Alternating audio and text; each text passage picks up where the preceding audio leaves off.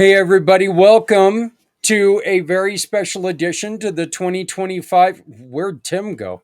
Tim's like, I'm out of here, man. Zach's talking, I'm done. So, this guy just sitting here for 22 hours. He won't shut the hell up. It's our show. But welcome to a special edition for the 2025 uh, Mission for Healthy I Heroes. don't know if This I'm is in here the, or not.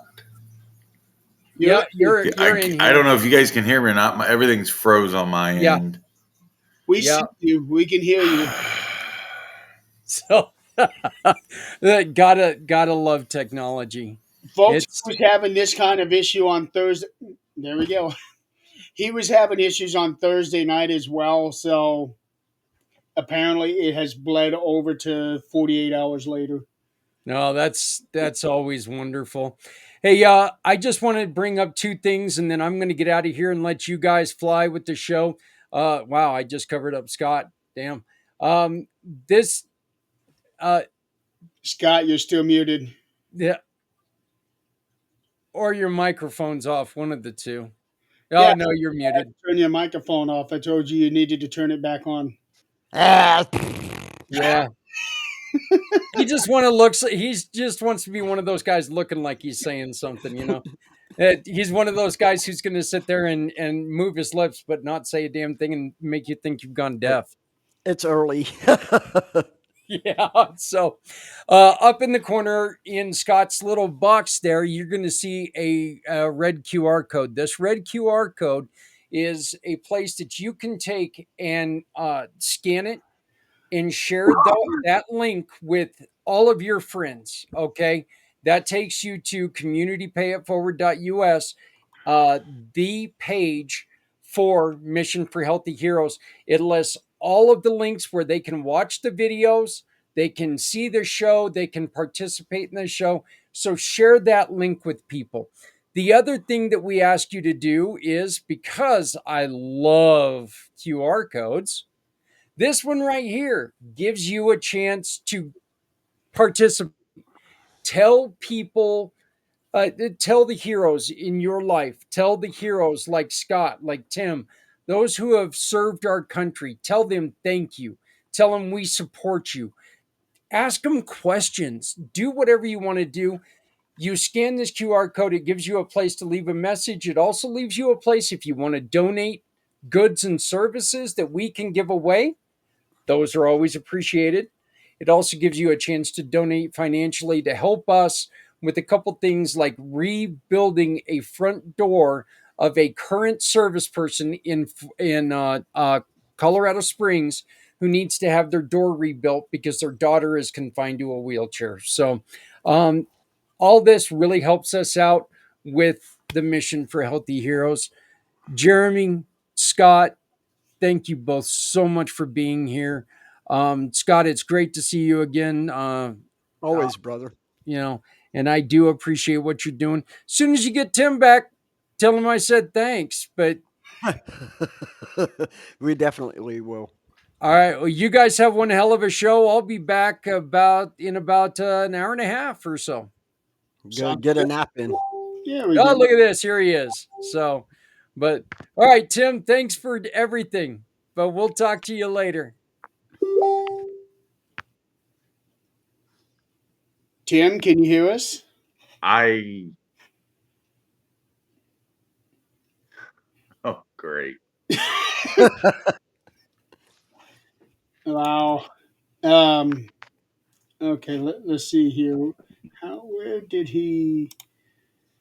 You know, it's funny. He's got that picture, and that's what it's like taking a picture of a ball-headed Sasquatch. I'm just saying, right there. I mean, look at that. Good Lord. Come on, bro. Wow.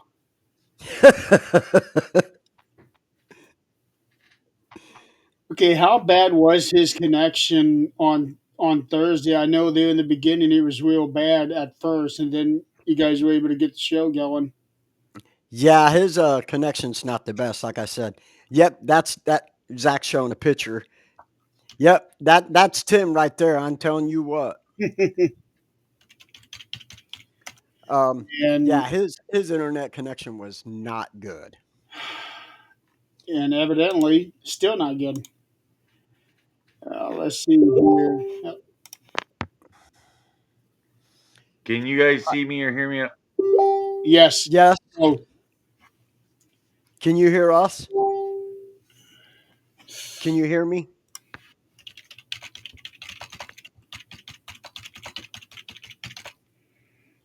I'm guessing he cannot hear us. Hello, can you see us? I'm trying. Ah!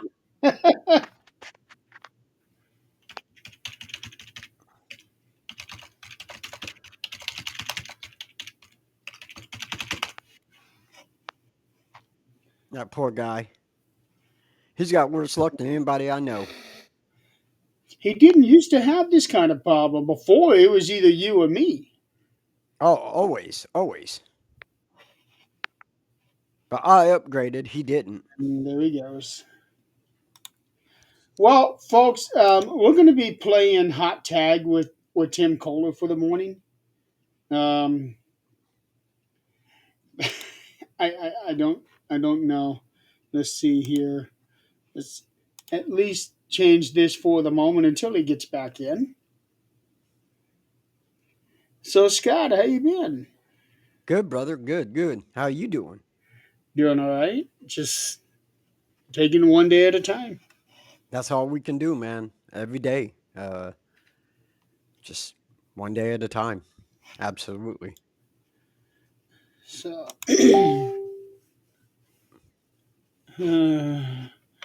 um, real quick, so that we get this out of the way, this is episode number 99 of the 13th Dimension. Which is absolutely amazing, bro. Absolutely amazing. We started this. Well, we started talking. No, we started this 5 years ago almost. Yeah. Started Yep. talking about it 6 years ago. Yep. Okay. Let's try this again. Hi. Can you hear us? Hi. Can you see Did- us? Yeah, I can see you. I can hear you now. Everything. Good. I try to go to my phone. My internet service has been really, really bad here lately. I've called. They just haven't got out here to fix it yet. So it makes me wonder how many phone calls they've gotten because once the internet goes out, it's the end of the world. You know that.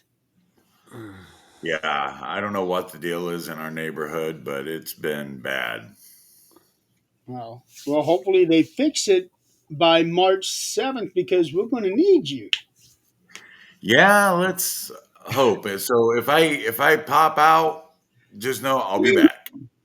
Well, I was just telling the audience that we were playing hot tag with you, and that's what we're going to be doing for the day.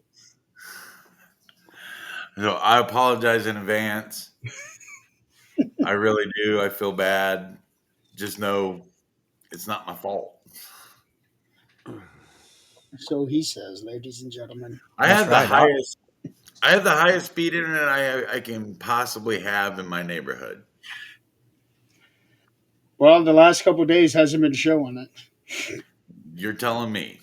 What was it like this all show that you guys had on Thursday night? Yeah, well, Yeah. until I got it to work on my phone, yeah. Hmm.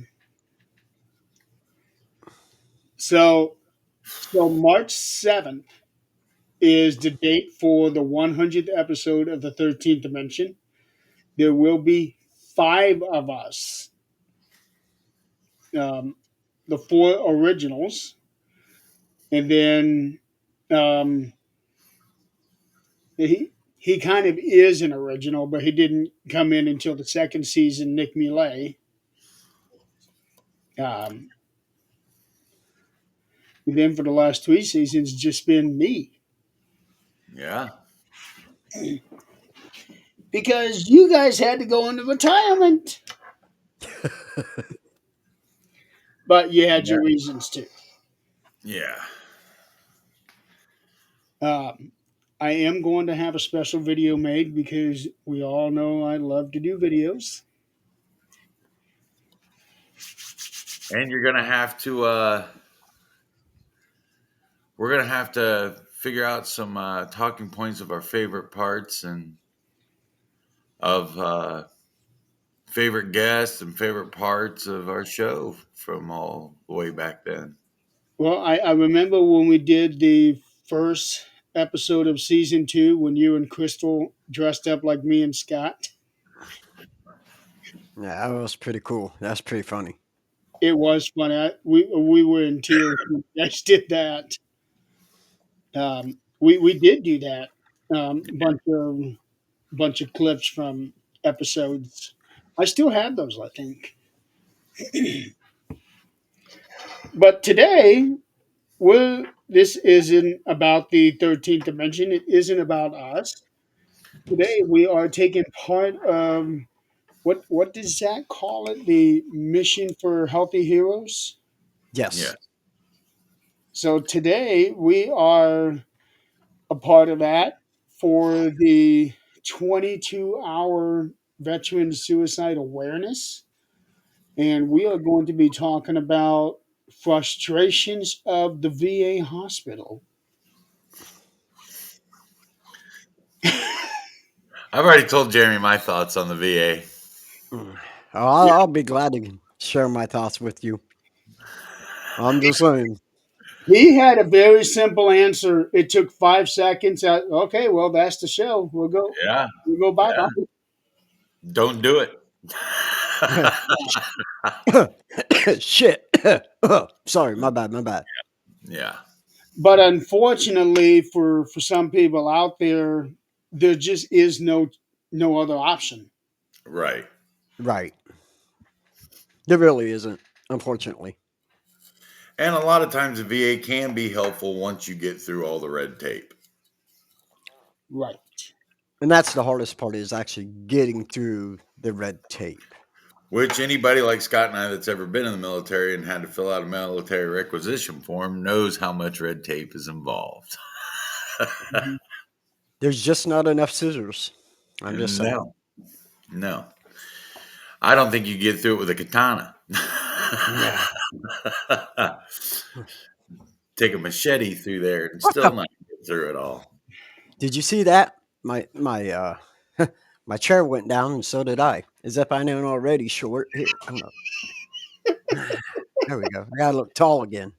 Hey, I'm actually sitting in one of my kitchen chairs, and we have a tall kitchen table, so my feet don't touch the ground when I'm sitting here.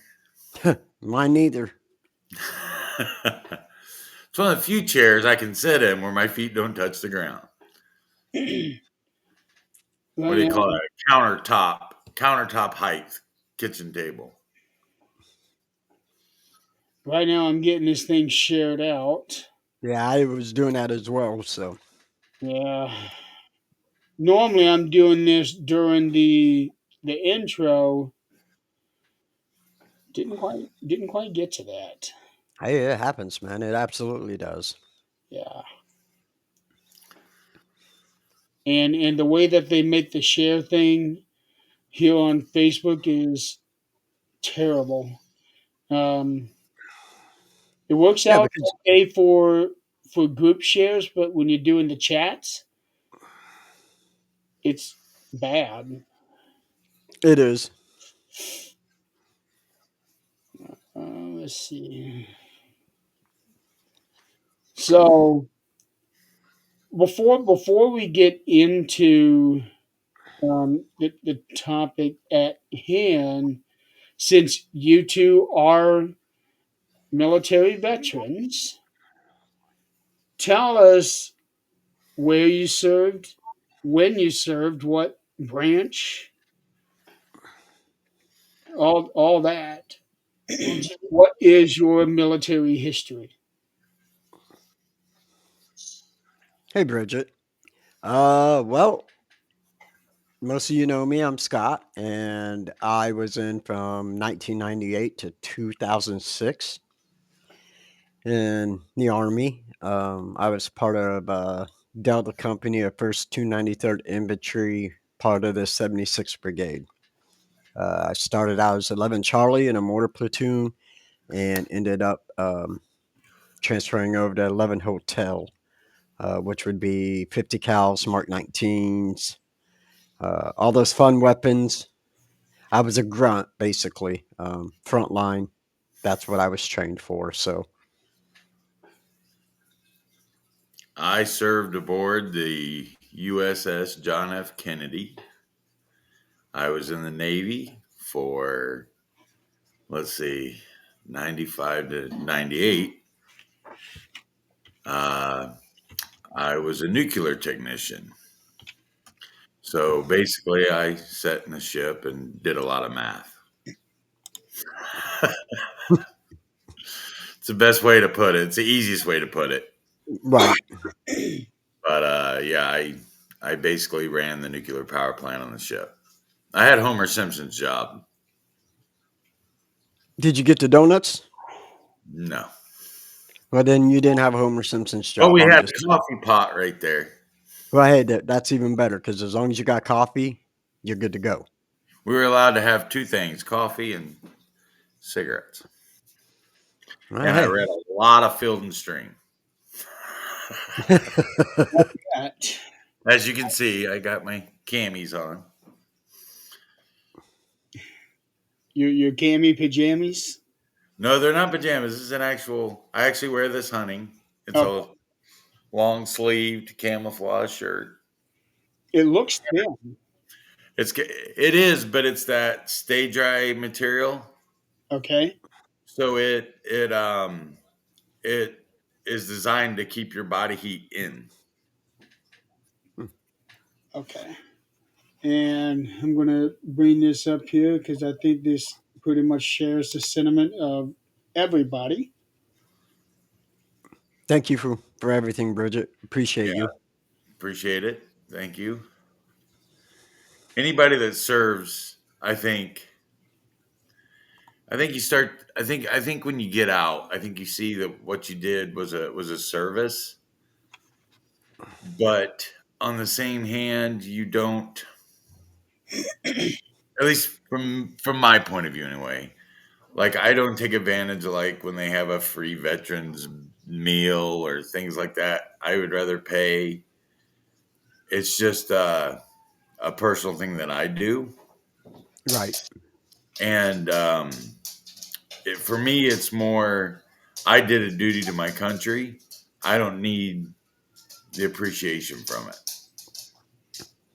I mean, They and the truth is, they paid me for my time there. yeah. I mean, I do. I go to Applebee's. That's really probably the only place I go. I do go to like the local VFW where they serve breakfast, and I go with my brother. That is a day for me and my brother to spend time together. Right. Um, and I know Jeremy has a picture of me and my family, so I come from a long line of veterans. I really do. Me Um, too. so for me, that was always important. It's something we did with my dad.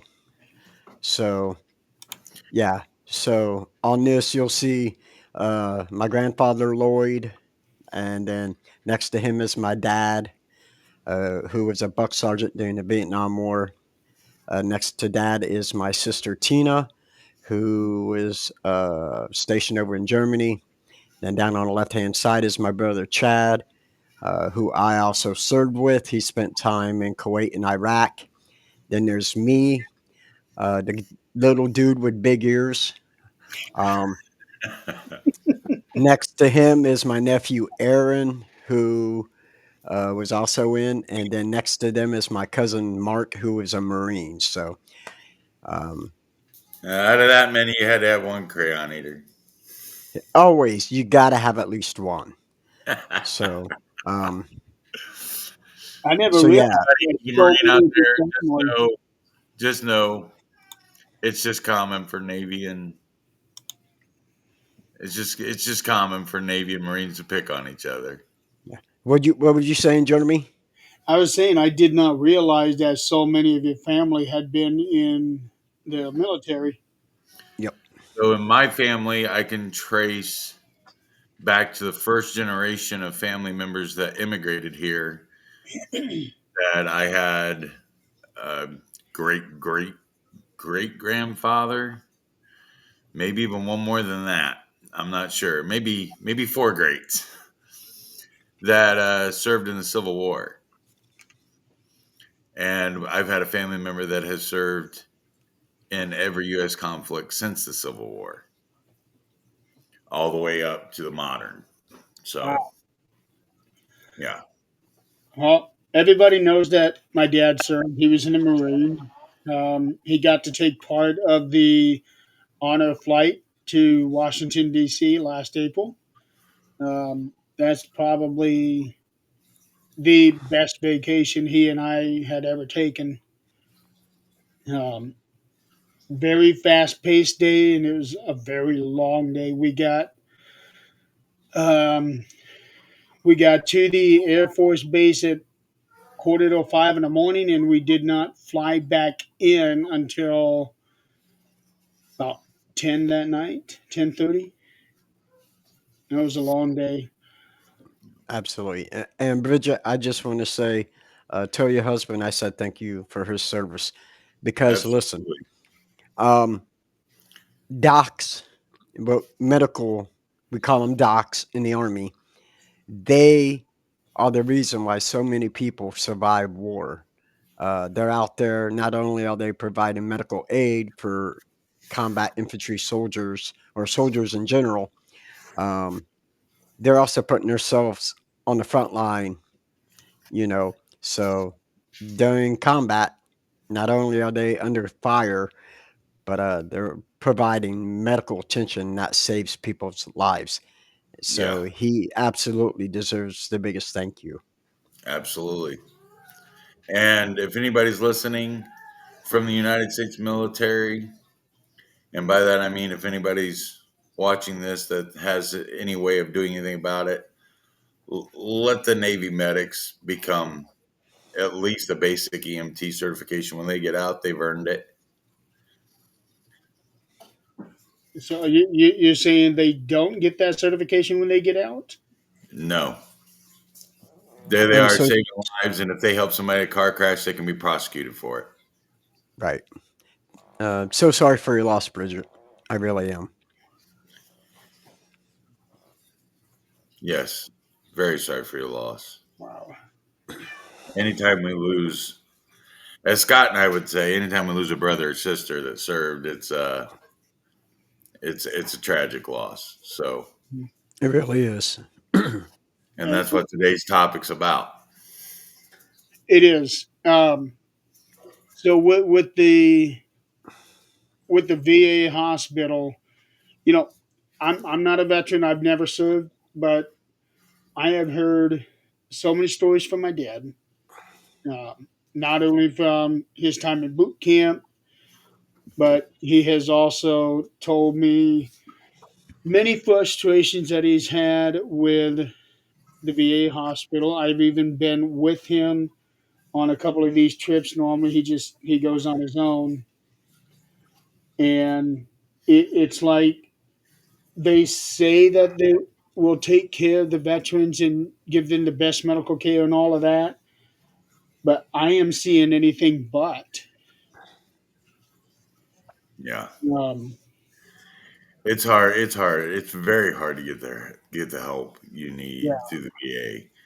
But I will say one area where they have made leaps and bounds is in their treatment of mental health. So they have come a long way in that one area. and yet I feel like there's still a long way they can still go with that. There is. But you look at the guys that came. I don't talk about this a lot, but my grandfather came home from World War II with a severe alcoholism problem. And a lot of it was due to what back then they called shell shock. Now we call PTSD. Mhm. Yep. Yeah. And, you know, it's, in his 30s, I don't know if it was 33 or 36. He had a full mental breakdown. He had to be hospitalized for a while, to the point that it turned his hair stark white. He had not a brown hair on his head from the time he was in his 30s until the day he died, Wow. because every hair that he had was white from that. That's how bad of a mental breakdown he had. That actually reminds me of a guy that I went to school with. His father served in Vietnam, and he would tell me there were numerous times where he would just be taking a nap on the couch, and then all of a sudden, out of the blue, he would scream incoming and drop down to the floor like he's getting ready for a battle. He told me that his dad had done that so many times. I Um, only saw my I only saw my dad lose it once, and we were cutting hay in a field, and we were on the hay trailer, and my dad jumped off the hay wagon, did a roll, took off running in the woods, had his arms up like this, like he was carrying something. wow. So, and I went to jump off the wagon and chase after him, and luckily my uncle tackled me and said, "No, let him go." You know, and that is a huge thing. I mean, like with my dad when I was younger, um, we always had to wait when if we had to go and wake him up, we always had to wake him up by being at the bottom where his feet is, because my dad would come up swinging if you startled him, you know, just from that. My wife Um, does that too. well, she's not asleep; she just wants to hit you. But you know, and I think one thing people need to understand about me is I can give you just my experience. I am not a combat veteran. I just want to clear that up. I'm not a combat veteran. I didn't go overseas. I didn't see war. My brother did. Uh, so, but I did spend 45 days in Mississippi for Hurricane Katrina. Um, so, and being through that for the longest time, I didn't think it really affected me. Uh, but with stuff that I seen down there ended up has affected me. I do suffer PTSD from being down there. So I don't have combat PTSD. Yeah. My dad wasn't a combat veteran either. He did spend a lot of time overseas. Been to Hawaii, Japan, China. He's been all over. Um, he has some horror stories just from that. Yeah. Not even being involved in a war. He's seen his best friend at the time get killed in Japan, and that was just from a bar fight. Yeah. Um, when I he got I his discharge, it was right before they started sending people to Vietnam. Yeah. I obviously never saw combat. I was in the belly of a ship. But, I still think about the stuff I had to experience over there quite a bit. I got to see some very bad third world countries, and I tell everybody I got to see a lot of the world, and that's one of the positives about being in the Navy is you're going to get to see a lot of different places, experience a lot of different cultures. With that comes good and bad. So you have to take it all in stride, I guess. As far as PTSD, I do not suffer from it, but I've known a lot of people who have. I Mhm. met some very, very great people in my time in. And then when my wife and I were younger, we used to host quite a bit of younger people here. Um, One of them went on to serve in the Marine Corps. He ended up doing 4 tours in Iraq and Afghanistan, 3 in Sangin, which anybody that knows anything about Afghanistan knows Sangin was probably the second worst place over there. And I do know that every 4th of July he locks himself in a room. Right. And that's where my battle buddy is. My battle buddy, when I got out, he actually ended up going overseas, and he does, yeah, he locks himself. He doesn't like 4th of July, and it used to be one of his favorite holidays, and he can't do it no more. Is it And because yes, of fireworks? yeah, because of the booms. It's because of the noise. The noise straight up reminds you of being in the middle of a firefight. Or incoming, and yes, Bridget, my father was overprotective, absolutely. My, And my even me as a father, I am extremely overprotective. I was just talking to someone last night about how when my kids were little, I wouldn't let them read a book unless I read it first, ooh, which actually came out quite handy a few times. Because when my daughters became, I call them tweens, in between teenagers and little kids, they were wanting to read Twilight. And anybody that's ever read the last couple books of Twilight knows that gets quite a bit sexually charged there towards the end. Yeah, So no, I never read that. Thanks, though. which would explain the spin off of 50 degrees of 50 Shades of Grey. no, that's not a spinoff of Twilight. Well, Not even written by the same author, Jeremy. no, fan fiction. It's Yeah. Right. off as fan fiction. I'm just saying sometimes, but it also made me fall in love with Harry Potter. So,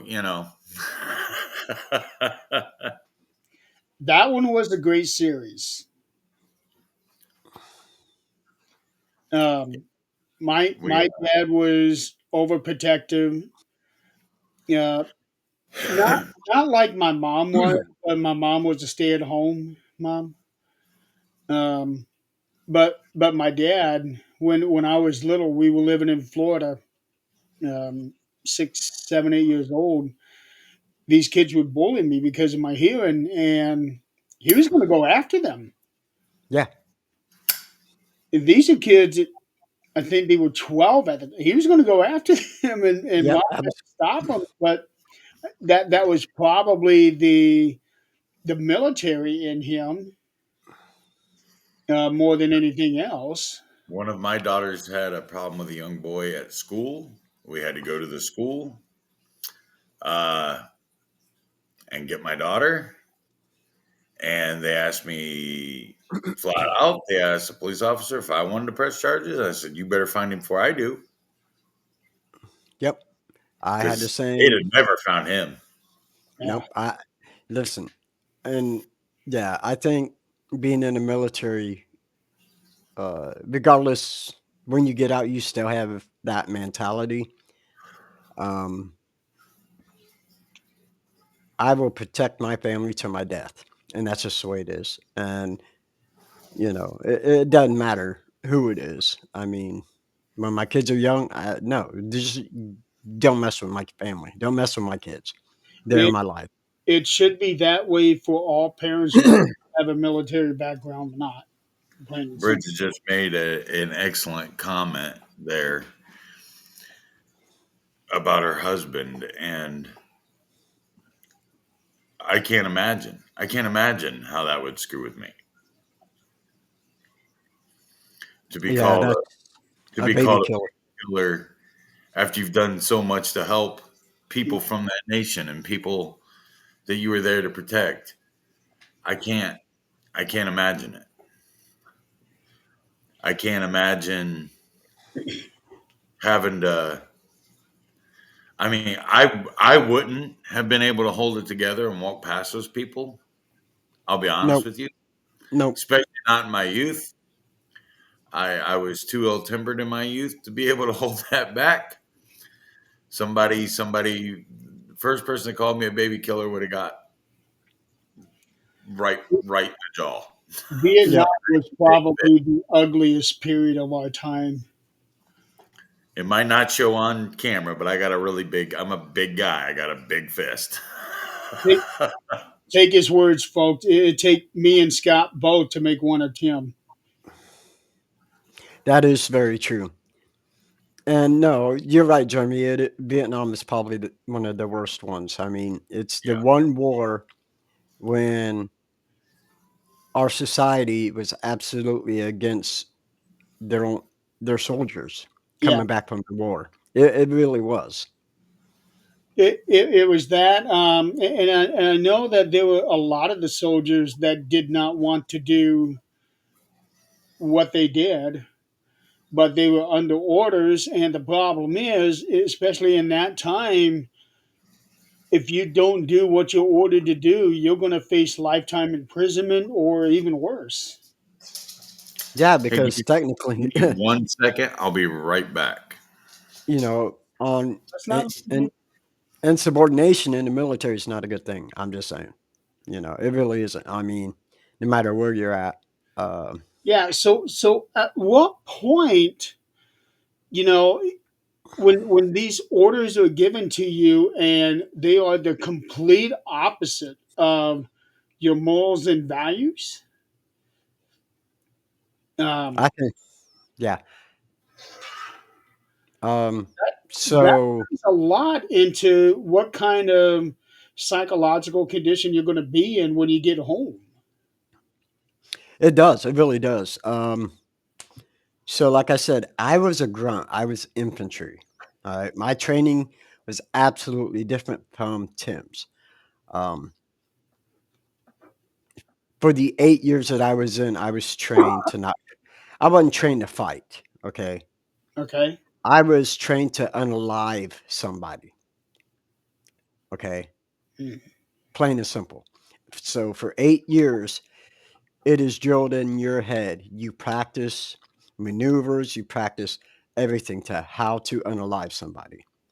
So that mentality actually sticks with you, you know.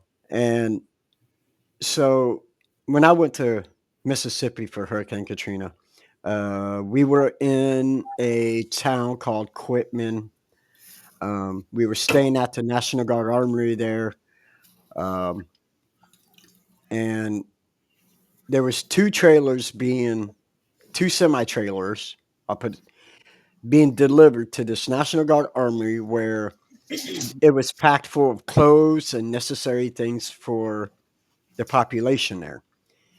Um, Wow. there, He was there was a Southern Baptist church that was coming to get stuff and that they needed, and the sheriff in that town decided he was going to confiscate one of these trailers so he could take it down to Waveland, Mississippi, which is on the tip of Mississippi, because they got hit extremely bad.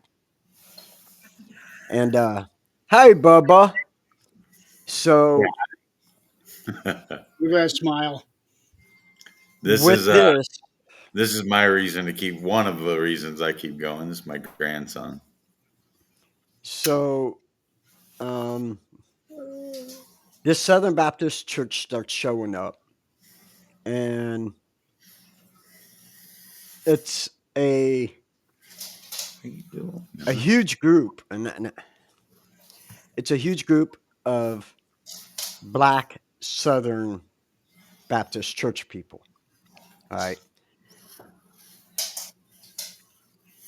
And this is where part of it messes with me. Um, Orders came down, including from the sheriff. We had our M16s, and we were told to lock and load in case there was rioting, in case they got mad um, for him confiscating one of these trailers. Okay. That is the hardest thing in the world. To be told you need to lock and load in case something happens. So you're telling me if something was to happen, I by orders, I'm supposed to open up on our own civilian American. population. And to me, I had already made the decision then that would not happen. I was not, no, And this unless, is the population of the people who need help, right? yes, yes. Now, the only way I would have is if they started coming and putting my life basically in danger. But if they're just there because they want something, no, I'm not. That wasn't happening. It's just not going to happen. Right. And it's part of the oath we take to protect this nation against all enemies, both foreign and domestic. Yep. But when you're told to do something that you're so vehemently against, it does very much mess with your head. Yeah, as a military person, I can already tell you, I would have never made it. I would have never made it because you guys know how I am. I don't care what you tell me. If I am against it, I will not do it. Yeah. So I never would have been. I probably never would have made it past boot camp. And I think the I never had a really hard order to follow. Really, I had a frightening moment where we didn't have power and another ship didn't have steering, and we were about to hit each other in the middle of the Pacific Ocean, and we were all standing on deck in our skivvies. I That thought he would was going. that would be scary. You got no place to go. 3 o'clock in the morning, Christmas morning. Er, I thought he was going to talk about that time you were in the shower with those Marines and dropped your soap. But okay. Keep talking, big boy. Keep talking.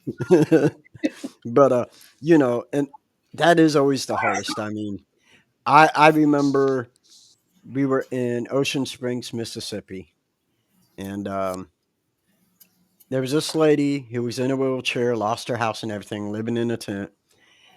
She didn't have any ice, she didn't have any water, and it was a really hot day, you know. So we called, my sergeant got on the radio to find out if we could go get this lady some uh, ice, water, whatever she needed in the next town, which would have been St. Martin's. It goes up chain of command. They get back and say, no, you can't do that, blah, blah, blah. You know, my sergeant looked at me because I was his driver. He says, hey, you and Hartley stay here. I'm going to go to the next town, get this stuff. I said, well, I'm going too, Sergeant. And Hartley's like, yeah, me too. He's like, no, you know what happens if we go against these orders. I said, I am going to go No. with you, and we are getting what everybody needs. We go to the next town, St. Martin's. We ended up with Did like 10 everybody bags of else freeze, ice. or did I just freeze? Just you, homeboy. That'll be just you, but we're seeing you move. Um, so we go to St. Martin's, and we get 10 bags of ice. We got, I don't know how many cases of water. And we started handing it out to all these people, and we went against orders. But to us, morally, as not just soldiers, but as just a human being, Yeah, it was the right thing to do. I don't get it. You guys are down there to help people to begin with, and yet they're telling you not to help people. Right. So where's the logic in that? There really isn't. I mean, you know, there's no logic, even though there was another guard unit close, it just, and I don't understand that because, like you said, we're down there as humanitarian services or relief to help people. But at the time, then when we got to Ocean Springs, Mississippi, um, we were doing a little bit humanitarian, but we were also our mission had changed to where we were basically pulling guard duty. Because that's when the bridge from Ocean Springs to Biloxi was completely destroyed. So we actually, in a sense, had to guard this bridge to make sure people weren't trying to go out and get all these pictures. Are you there? Can you see us? Now he really is frozen. He is. Oh, You know, am I So froze again? oh, no, you're good. You're good now. You're good. oh, you should Okay. have been frozen one more second. I was going to get a screenshot of that. Oh yes. So That was um a great shot right there. Yeah. I'll just so go back in the replay and get a screenshot. Let's see. I would. I would. I'm timestamped So right now, 46 minutes. yep. So that was kind of hard. And just seeing the destruction down there just really messed with your mentality. And that's Oh, Did you freeze again? that is where my yeah, you didn't. Look at that frustration. and that's where Well, my not to interrupt you, but this is starting to remind me of the time there was a whole bunch of us on here, and he came in while he was at work, and he and was it was kept echoing, echo, at echo, Echo. echo. This is starting to remind me of that now. Dude, if he starts doing that, I'm gonna laugh. I'm just saying. Hey, Like, I hope he really does. I'm already laughing at him. I'm not laughing So, with him. I'm laughing at him. well, you've been to my house, and you know I live out in the country, so you would think my internet's worse than his, and that's not true. My internet is actually way better than his.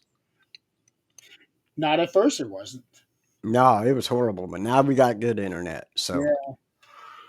And to think, I almost came to your house as a surprise, and I would have ended up being the one surprised because you weren't even there.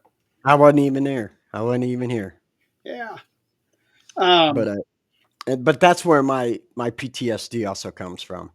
yeah. So that goes to show that you don't necessarily have to see war. You don't have to see combat in order to be Nope. severely affected in some way while still enlisted.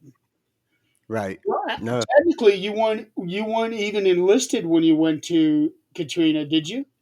Yeah, no, I was still in on I was activated to active duty to go down there. Okay, but up to that point, you were out. No, I was still in. ain't gonna let me do it, is it? Oh, wait. You did. But I can't see them or hear them. I don't know if you guys can see me or hear me. We can barely hear you. You sound halfway like a robot right now. Sounds like one of those when those people have the electronic voice I box for do know what tracheotomy. happened. Yeah. It's what he sounds like. Oh man, I'm so glad I never had to worry about that one. Oh, I know. Okay. Me too, brother. No, Yeah. Pebbles, I play around So, here. but no, and you're right. It doesn't have to You hear come. Tim muttering, so this is where the fun part's. Yeah. So yeah, don't just because you don't see combat doesn't mean people don't suffer. Because I do, and I never realized I would have something like that until I got back and I seen at the time we just had a regular Walmart. We didn't have a super center, and I went up there to get something, and uh, half the building was being torn down and rebuilt. And I got up there and I stopped in my car, and it was just all I can explain it is that 1,000 mile stare, and I still get that anytime I pass a building that's being tore down. Uh, Stupid internet. um, um, anytime I see something like a building being torn down or whatever, I start getting flashbacks, and um, I still have nightmares about it, and that's probably one of the hardest things. Okay, so with that, let me ask you. I almost don't want to, but I feel like I need to. Um, with that, what? How was it for you when 9/11 occurred? That was extremely rough. Um, because that day I automatically called my readiness NCO and automatically volunteered to go to New York to help. And I was at that moment I was ready to leave and go to combat. We were already put on standby for all of that. Yes, honey. I have to let my doggy out before she pushes me down. I will be right back. Uh, Tim, are you there? Yeah, I'm here. This thing's killing me. I I see that now. I was trying to check the internet stuff here on my phone. So, It's funny when I look on my phone for internet speed. When it comes up on my phone, is everything's okay. But yet, with my computer at that time, everything is not okay.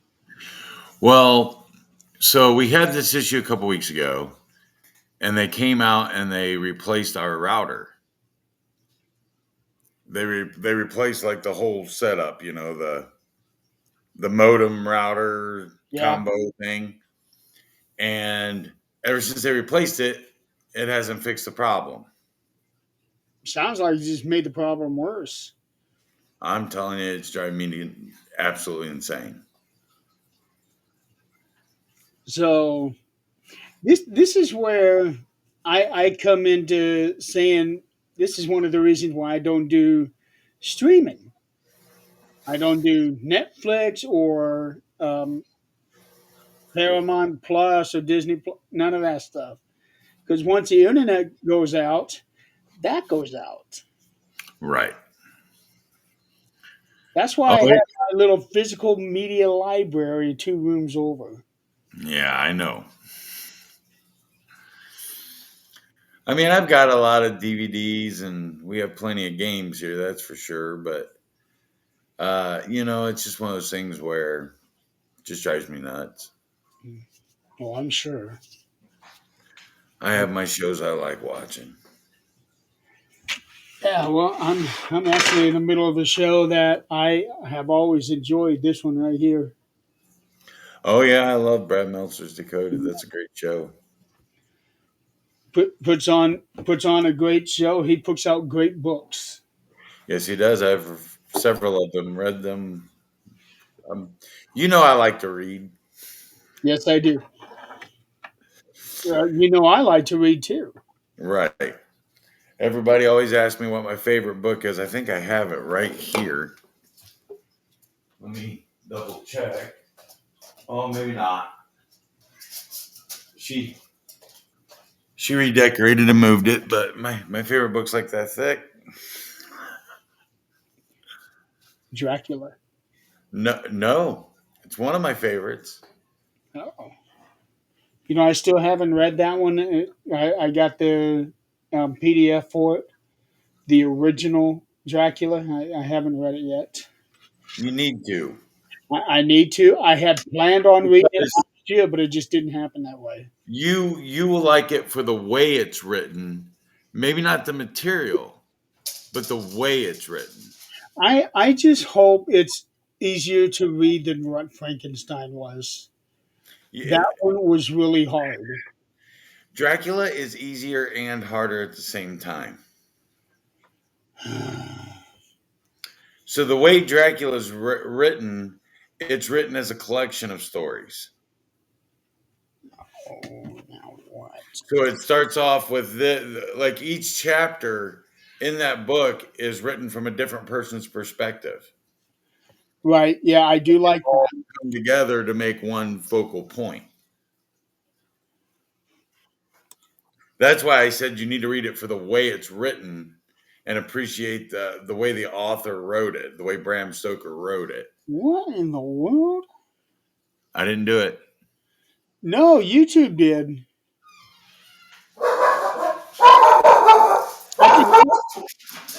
Hi, Max. Yeah, there goes Max.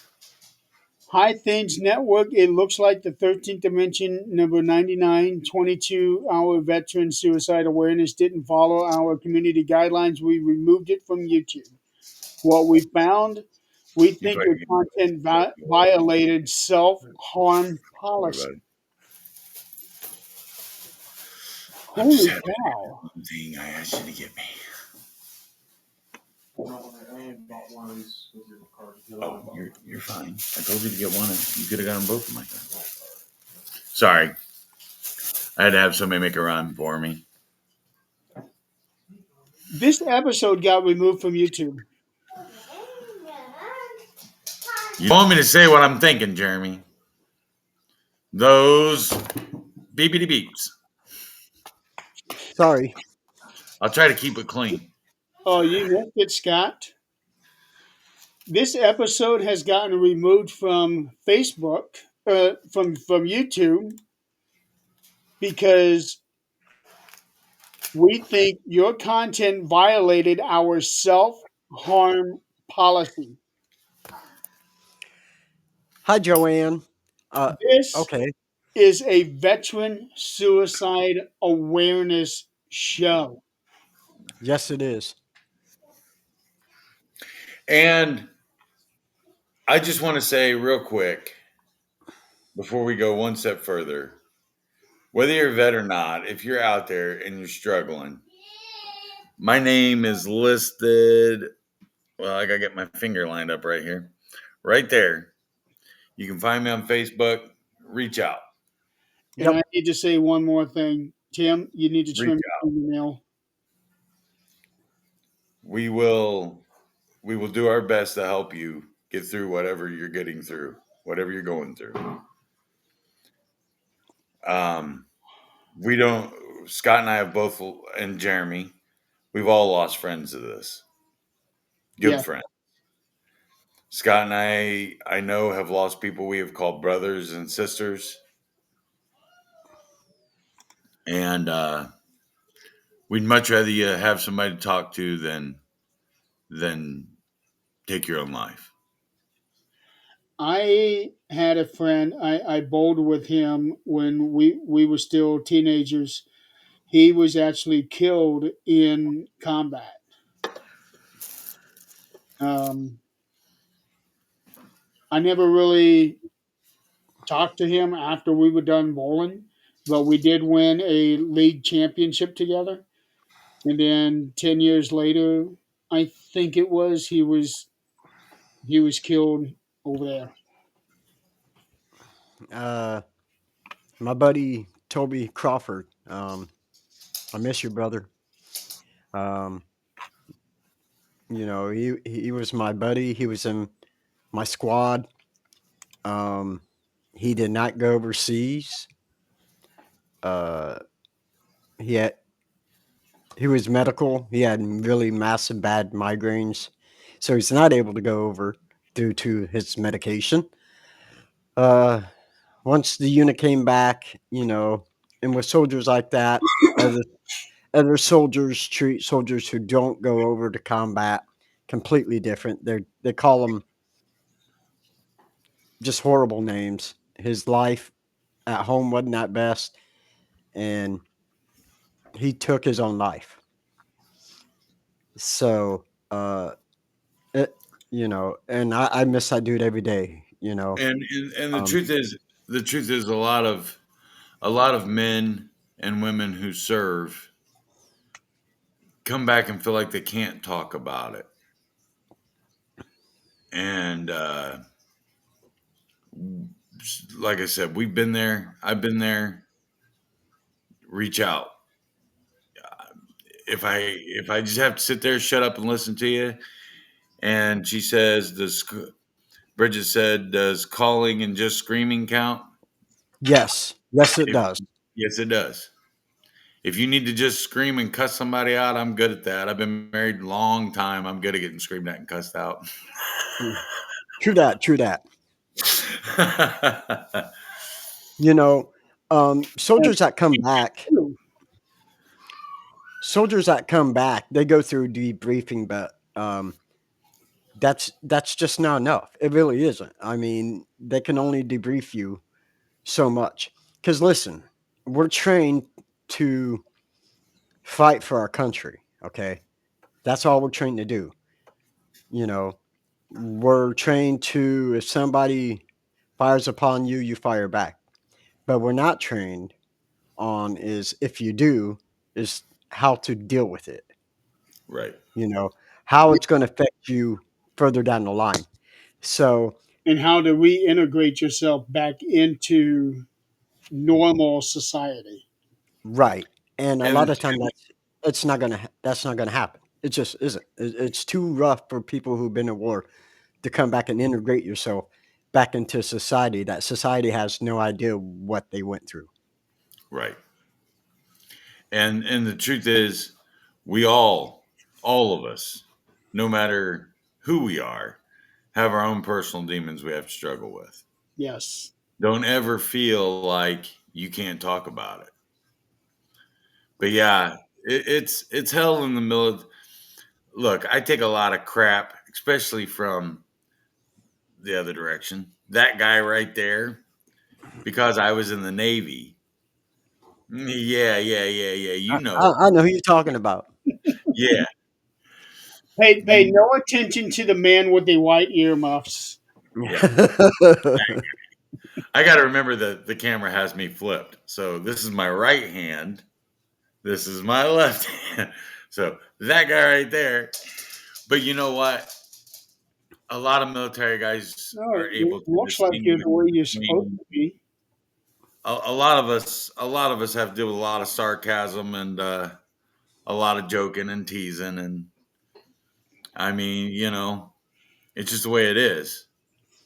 Um, but a lot of us don't know how to deal with that, and take some of it personally. And just know when he teases me about being in the Navy and dropping soap in front of Marines, I know how to handle that. That's what we do. That's Because I just we look at do. him and tell him you weren't smart enough to be in the Navy. Don't That be is jealous. very true. That's right. Don't be jealous. We just get a dark and crude sense of humor. We really do. You know. It's very true. I Uh, mean, my sense of humor complete. I would come home and tell jokes and nobody would get it, yep. and that's part of that assimilation back into society. Is you know people don't get where you're coming from. Don't under whether you served wartime or in the belly of a ship or on some base 500 miles from the war. People don't understand that you lived with people that were different. You lived with in situations that are 100% different than what you ever had to go through. You had to train for situations, whether you were in them or not. That, you know, I'll be honest with you.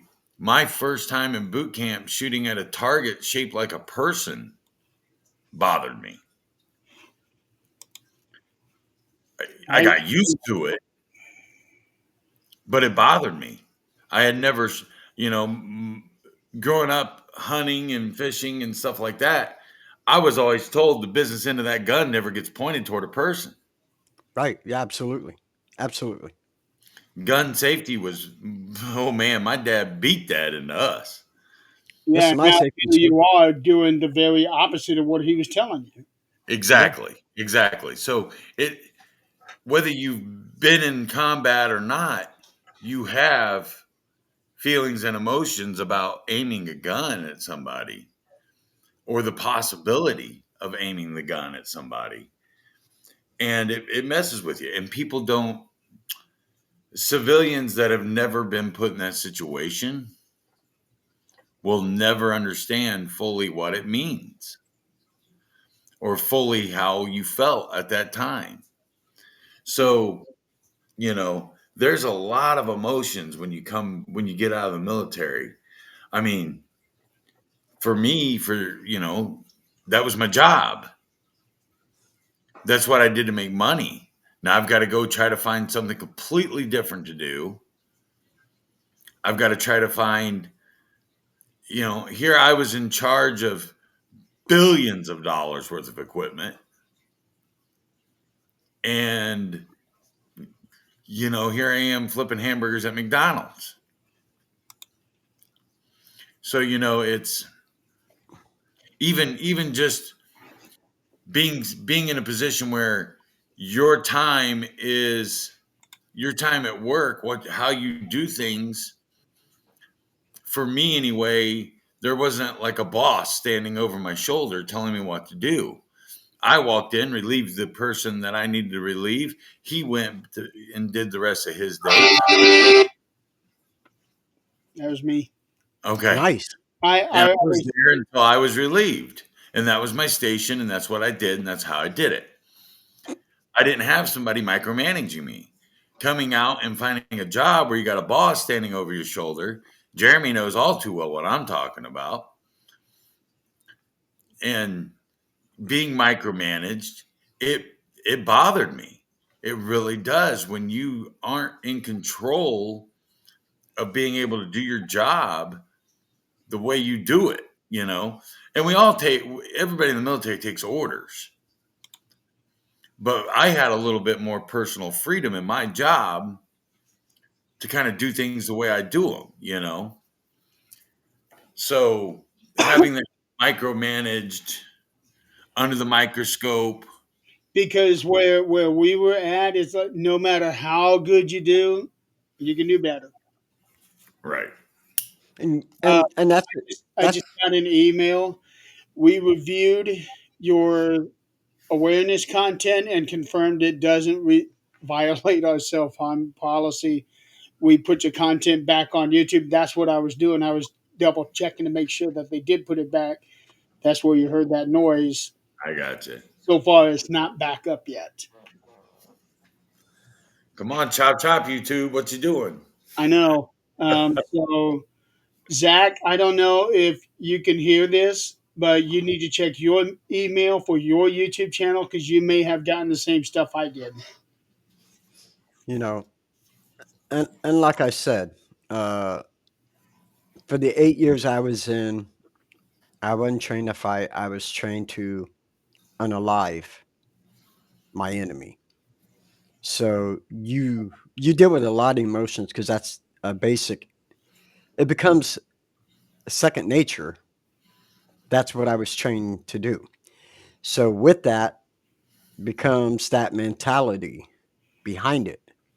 You know, not just that, but there's an anger as well. And I think a lot of people in this society don't understand that because as veterans, we deal with a lot of hate, we deal with a lot of anger, and it takes years to try and calm that beast down. You And let know, me tell you, if you're a civilian out there and you see that old man wearing that cap and he's got a 24 pack of beer in his cart at the Walmart there, and he's got that service cap on that says where he served, just know that's how a lot of us dealt with it. yeah, We got out, so we drank. I still do this. That's my big stress reliever right there. It's the way we kind of trained ourselves to deal with things. Is it healthy? No, it's not. but And it's what we know. it's not But it's what we just know. what you guys have experienced while you were enlisted, but it's also just the normal everyday life stuff that you got to go through that's just piled on top of that. Let me Yeah, let me because tell you, I had a very high clearance level in the military. I know things that I signed forms that said I would never speak of. I've been married to my wife for 24 years. There's stuff she does not know. that's right, Bridget. I signed a form that said I would never ever speak of this. So I cannot talk about it, obviously. Like I said, I don't tell my wife for multiple reasons. One, there's things I've learned that I don't want her to know. I wouldn't wish anybody to know some of the crap I've learned. Plus your NDA. Right. And you also got to think about, okay, if I do tell her, what will happen to her if anybody ever found out that she knew about it? Well, Right. it's not a sense of just that. It's just a sense of them not understanding. I can tell you till I'm blue in the face, I went through this and I went through that, but you're still not going to understand. You know what I'm Right. saying? And the part It's, that you don't understand is the feelings we felt when we learned it. you know, I'm talking about secret stuff that I wish I didn't know. you know. Too bad you couldn't write a book about it. I've never told another single soul, and I never will. I think So, we got to have a discussion later, Tim. And I still won't tell you. There's stuff I learned that I don't want other people to know I had to learn. The and Marines are with all of this that you guys that well every veteran has to deal with, you come home, you try to reintegrate into society, knowing what you know and knowing what you've been through. Then on top of that, you get stuff that VA says they'll do for you, but they don't. listen. I spent 8 years in the Army. Okay, I live fired weapons without any kind of hearing protection. Even though it's supposed to be issued, I could never get hearing protection. All right. I've been to the VA, I've done my hearing test, and I'm telling you, it's like the VA doesn't want to help us. I only have, I think my benefit is 10%, okay, which is absolutely ridiculous because they want to find everything else from my younger childhood of why I may have hearing loss. It's not the fact that I spent 8 years in the Army.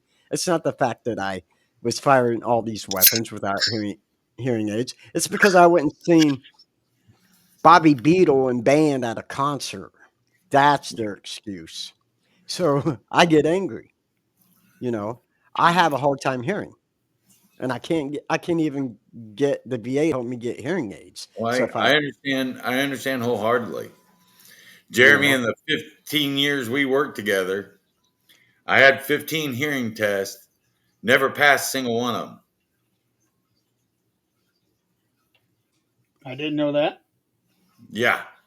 you know, um, Yeah. We know I never passed any of them. Well, yeah.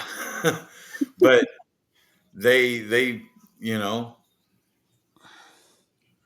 I can it's go see the psychologist, but they're not really going to do anything for me. I'm already on medication for anxiety and depression. You know, and I will say this, I honestly will. For anybody out there, the best thing you can do is find a trusted person that you can talk to. And it doesn't have to be a psychologist. The last thing I ever wanted was to be put on medicines. I mean, in all truth and honesty. well, But the VA is supposed to help us. They're right. supposed to give back to us. They're You supposed to know, help you, but there also comes a time you get older and stuff falls apart and they don't want to cover you. But the problem is the VA makes it to where you are fully covered by them and you cannot be covered by anybody else, even as a supplement. I mean, That's look at me. I'm 48. Obviously, my job exposed me to high levels of radiation. that's why you ain't got no hair. Okay, My knees are shot. My shoulders are we shot. My we know ankles, why those are shot. I'm just fingers. saying. I mean, you can hear them crack just by me doing that. Everything hurts. Radiation didn't cause any of that.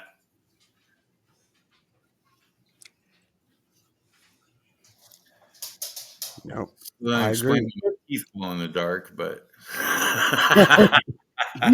here's what I find most frustrating. You guys know 2 And years ago, my dad had to have a pacemaker put in. yep. So the day that happened, and he was in such bad shape, he could not stand on his own power. I could hardly get him up and hold him up. I was going to call 911, have the ambulance come and get him because they're trained for that stuff. He begged me not to call 911 because he did not want to get stuck with the bill. I'm thinking, Right. if I don't get you to a hospital, you're going to die. And it was like he would have preferred that than end up with an $800 ambulance bill. Yeah. And Absolutely. why wouldn't the VA cover this? It's only $800. They have billions that they were just supposedly. They have That's the key billions word right there, supposedly. at their Like I That's said, dad does why I not. didn't want to take pills.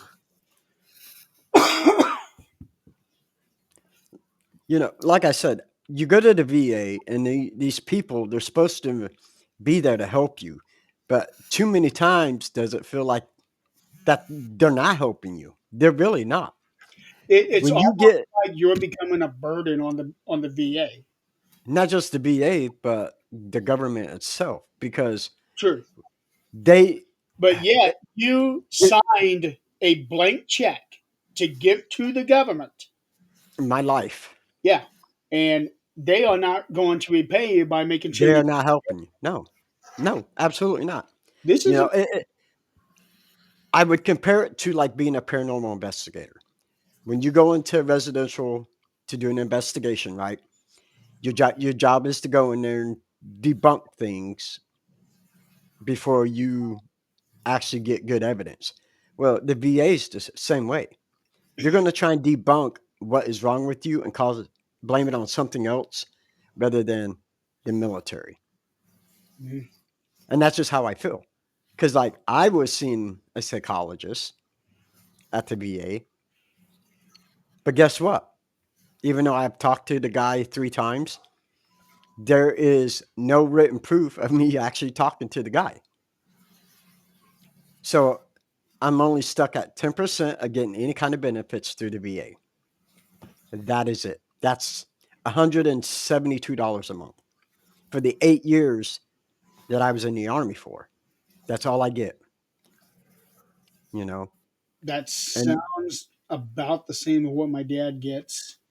and that is the biggest reason why people don't want to go to the VA because of stuff like that. There are numerous stories, and my dad is one of them. He's got full dentures, and they don't fit him right anymore. I understand that. He goes to the VA. They won't cover it, and he was never given a reason why. So I did some research on it, and Because it's not considered service connected. right. And here I am thinking, okay, wait a minute. People get old. People lose their teeth. That's natural. They lose their teeth. Guess what? They're going to have a hard time being able to eat anything. Except me. No, you just like to use the hot gummy bears or the hot. Uh, I should have got one for today, I still laugh at that video that you did those years ago. Remember but what I'm talking about? yep. I But still that is the true sense is the VA makes more veterans feel like their stuff's not service connected rather than saying, yeah, it is service connected and you deserve this and you deserve that. I mean, it really takes a lot for a person that served in the military to become 100% disabled veteran. A lot. Probably more, probably harder than it is for somebody to get Social Security. And I'm not taking it. My wife gets Social Security. All right. And it would probably take me harder to get 100% from the Veterans Office than it would be for me to get Social Security. That's just my feeling. I'm Bridget, sure everybody has. Bridget just made a comment too. I think it's different state to state on the care you can get as well. I think the I VA is supposed to that. be nationally funded, but I think it's to do with state to state on certain items. Right. I can believe that. Yeah. But I think it's just so sad because when things start to fall apart as you get older and the VA won't cover it and they won't even offer to send you to somebody who can help you, now you're stuck there. If your dentures Yeah. don't fit, then you're either not going to be able to eat or you're not going to be able to eat right. Right. Or you're going to fork out that $1,200 out of your own pocket to even get new dentures. $1,200 that you can't afford. Yeah. And like you said, me and Tim, when we enlisted, we wrote a blank check for our government Yeah. saying we'll put our life on the line for this country and for you guys. Well, now it's time for them to start putting their money where their mouth is and start taking care of veterans, because there's too many veterans that still need medical. There's still veterans out there that need mental health help. We got veterans out there being homeless. These Yes. are guys that we need to, men and women that we need to take care of. I just saw a video yesterday. No, Scott knows what that means. Yeah, peace. I Later. No, 22. Yeah, 22 a day. Since 2001, over 120,000 veterans have committed suicide. um, 120,000. I think Zach said is now up to 36 a day. And that is crazy. That Zach, is absolutely is crazy. that the right number now? 36. Yep, it's 36. Um, 36 brothers and sisters of me and Tim are taking their lives every day. That is horrible. And I could have became one of those statistics. I really could have 2 years ago. I'm glad you're not. You and me both, brother. And Yeah. here's one of the scary things about that, Scott and Scott and Tim, that 36 a day, that's depending on how your state counts a suicide. Okay. If they don't count drinking yourself to death as a suicide, then that number lowers. Yeah. Okay. Right, So, I mean, but overdoses, a lot of places will call that an accidental suicide. right. And so they'll rank it as a suicide. It doesn't really matter the number. What matters the most is it's happening. And when people are they're out there and they're pouring themselves into bottles, and whether the bottle is made out of glass or the plastic bottles for the pills, or you know it's still, the government did a great job of creating a beautiful name, PTSD, but that's not Yeah, enough. it really isn't. I mean, as veterans, as we get out, we battle so many different demons. And I'm not taking anything else from anybody in society. We all have our own demons that we battle. Um, but as veterans, we like myself. Like I said, I battled so many demons. I mean, Tim and Jeremy both seen me blackout drunk. I have anger issues. I have a temper like no tomorrow. And these are things that I have to And you've work seen me on. there. I mean, Yeah, we have to over the work on it. years, I've learned to control.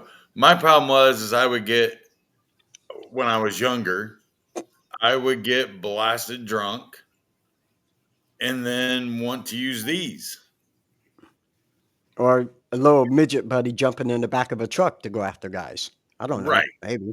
Yeah. And I would drink myself and become very violent Yeah, to the point where I became very violent. And the minute we had children, I said, that's never going to happen in front of my kids. So I had to learn to control my own anger issues and my own. And that's not an easy thing to do. And I used to do it with sports. I still love to play sports. I can't do it very well anymore, but I still enjoy it. And now I take my anger out at the TV when the Colts are playing. But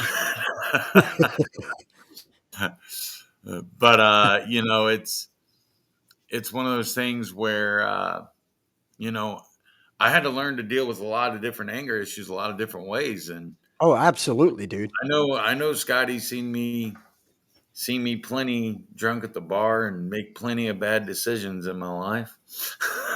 Well, I still remember the story. I think it was at a bar that you told me that you two were at when you put him up on top of the coat rack. I don't know Yeah. what you're talking about. That must have been somebody else. He was getting a little over animated that night, so we decided to chill him out. Yeah. I get a lot over animated on a lot of stuff. What's Yeah. that?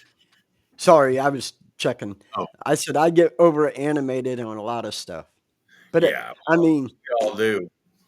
Yes, we do. You have to be a little bit of a character to do some of the stuff we do. So, oh, absolutely. Absolutely.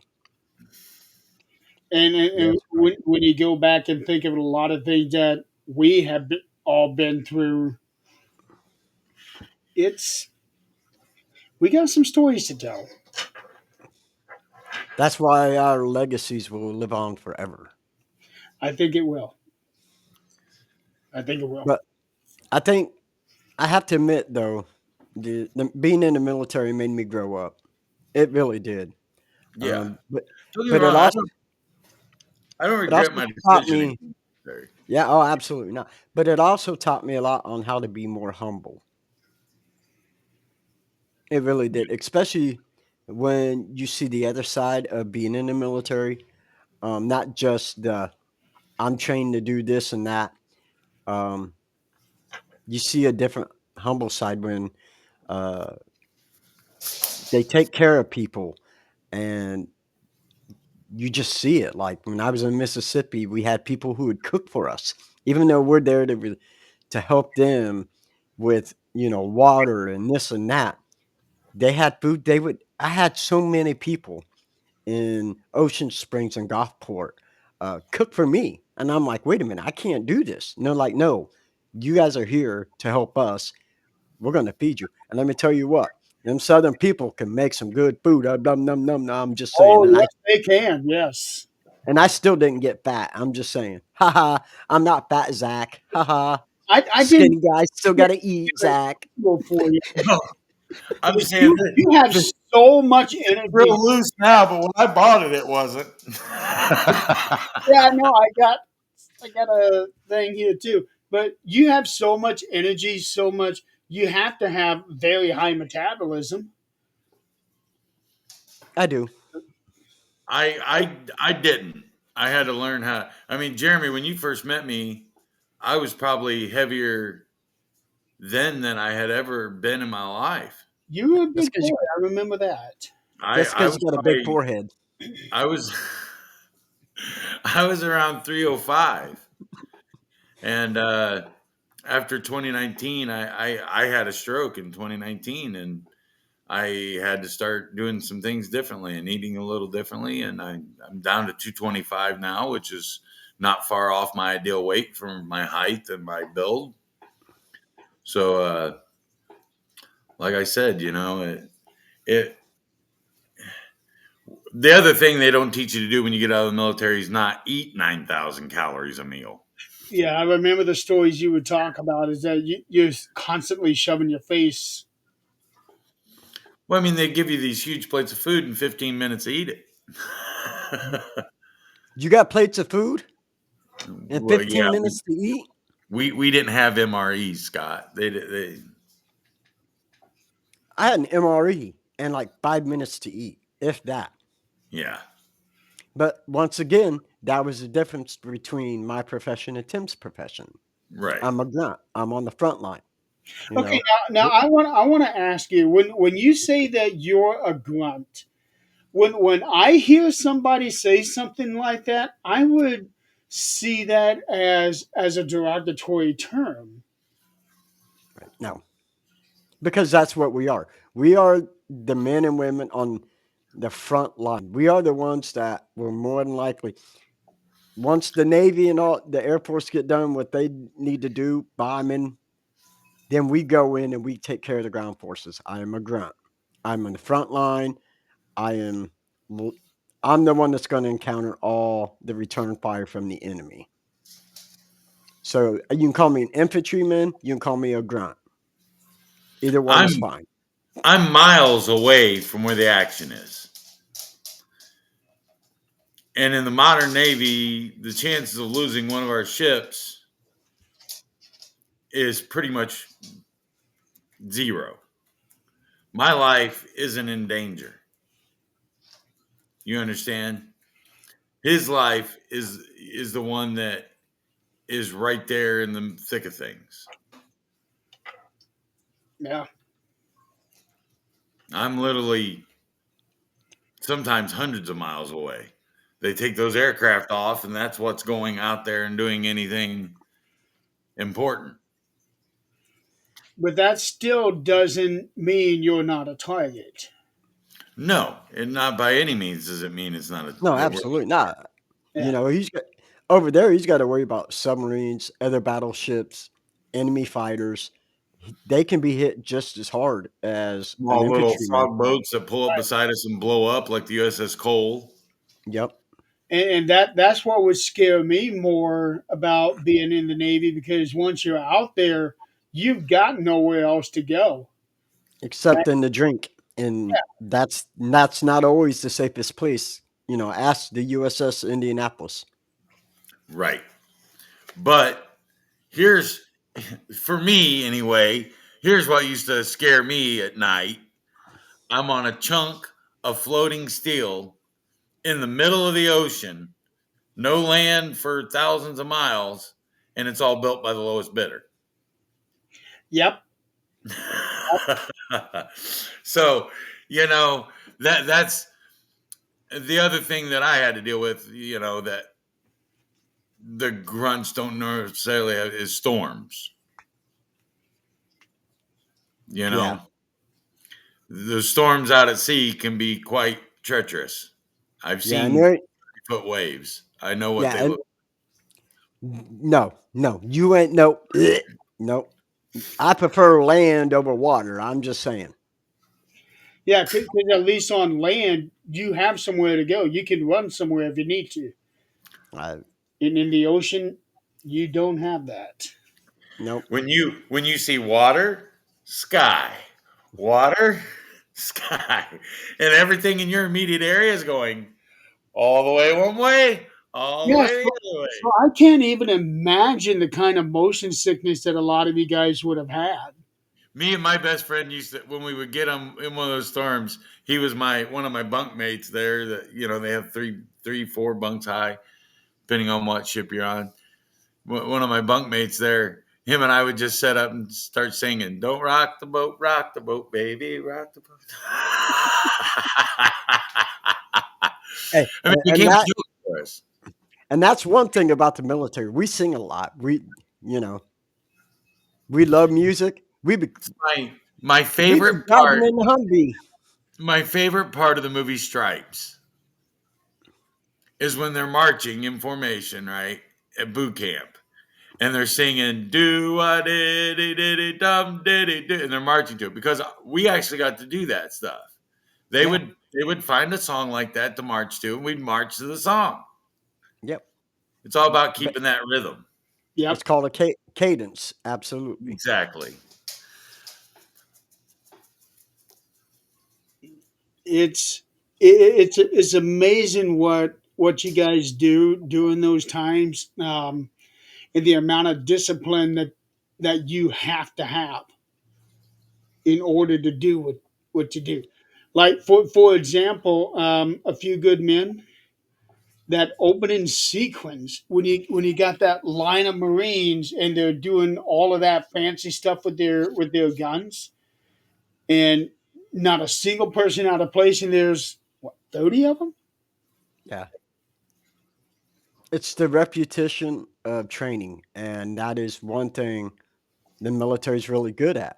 is the continuous training Yeah. to learn Repetition, that job. timing. And for me, and I don't know how it was for Tim, but when I was in the mortar platoon, and even when I went over into 11 Hotel, I knew my job, and I knew the gunner's job and my TC. But when I was in the mortar platoon, I was a squad leader, and I made sure all the guys knew my job as well. You have to know everybody's job in case somebody goes down. Next person, the next highest ranked person, takes over. Exactly. And it's part of the continuous training. Training. And the military is really good at training through repetition. Yes, they are. It becomes motorized. It becomes muscle memory. It's literally your brain doesn't have time always to process what you're doing until you've done it. It happens that quickly. Yeah. And there's just times when you have to be that person. You have to be the guy in charge. Yep. And my job, there's no XO standing over me. There was me and one other guy in a room. We both did the same math. We checked our numbers against each other to make sure that we made the calculations we needed to make correctly. If we had a difference, we picked up a phone, we called, somebody else came in, they did the math and checked our numbers and seen where we made a mistake. But So it you was a matter. didn't try to find where one of you guys made the mistake. You just made the call immediately. Well, I mean, if we couldn't resolve the difference, then yeah, we tried to resolve it first. Okay. But there was a phone sitting right there. And when you pick up that phone, nothing good can come from it. So trust me, nothing good could come from picking up that phone. That's I picked why up I that don't like phone. being on phones. I only picked up that phone one time. And thankfully it was a false indicator. But we it's just one of those things where you're trained to just it just instantly clicks. You don't have to worry about the worst thing you can worry about in the military is a guy beside you. If you're worried about the guy standing beside you, that's a bad situation, no matter what the situation is. When he comes into that job, he should be fully trained on that job. Mm-hmm. And if you're worried about the guy standing beside you, that puts you in a bad situation. And realistically, it's supposed to be like that in all walks of life, but it's not. Trust me, I don't think most people could stand the drilling that we took to get to that point. Well, not necessarily the kind of training that you guys had to go through, but just in other aspects where if somebody goes down, there's somebody that can come in and take that spot if they need to. Yeah, I mean, it was different than it is now. I mean, I don't know about Scott, but I know I've heard the horror stories of the modern boot camp nowadays, and Yeah. how much different it is than when we went in. I hear it's a whole lot easier. So I'll tell you right now, my drill instructor had zero care about how I felt about something.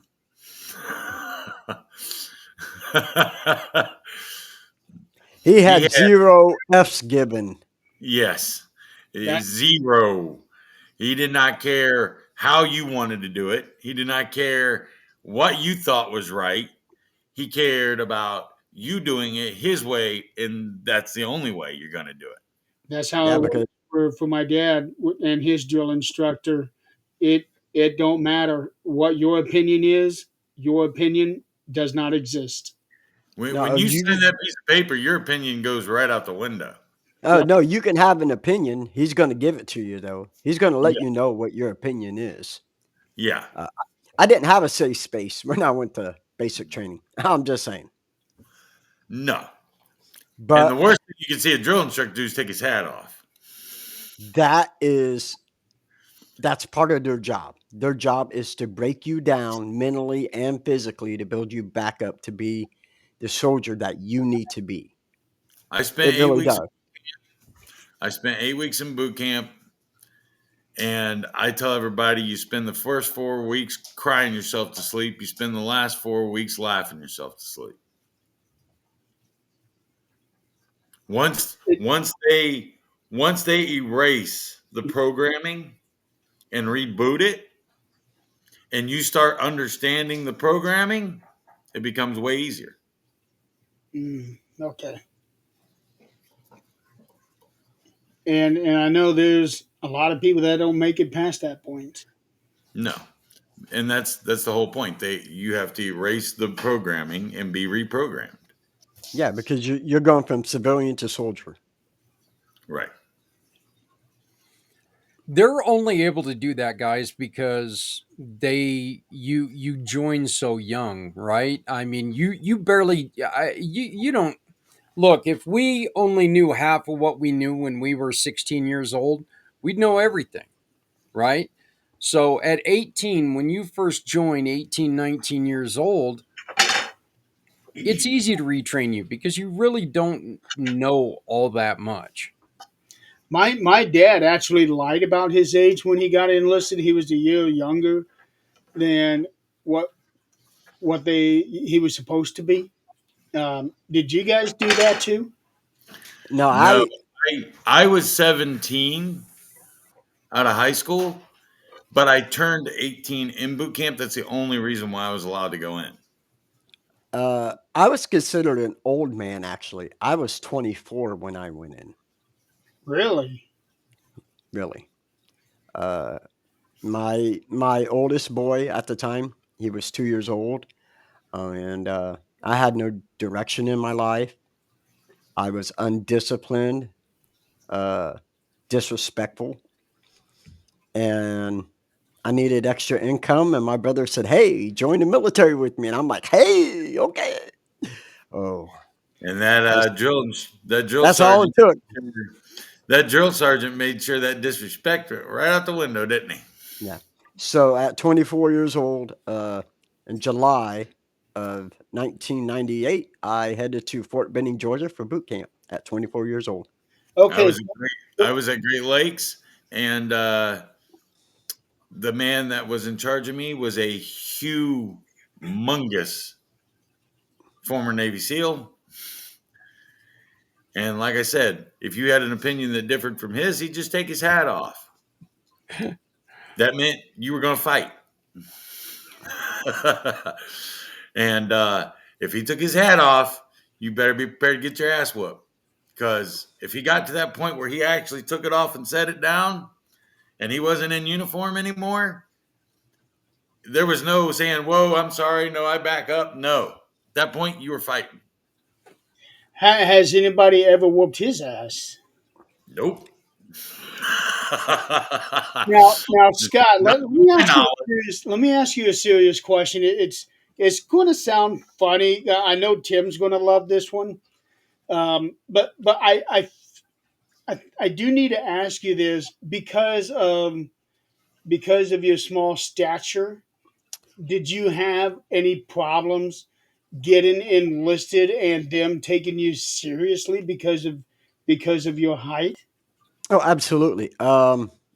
So when I enlisted and went in to my MEPS, I actually the minimum weight for my size, I'm 5'1", was like 102 pounds, and I weighed in at 103.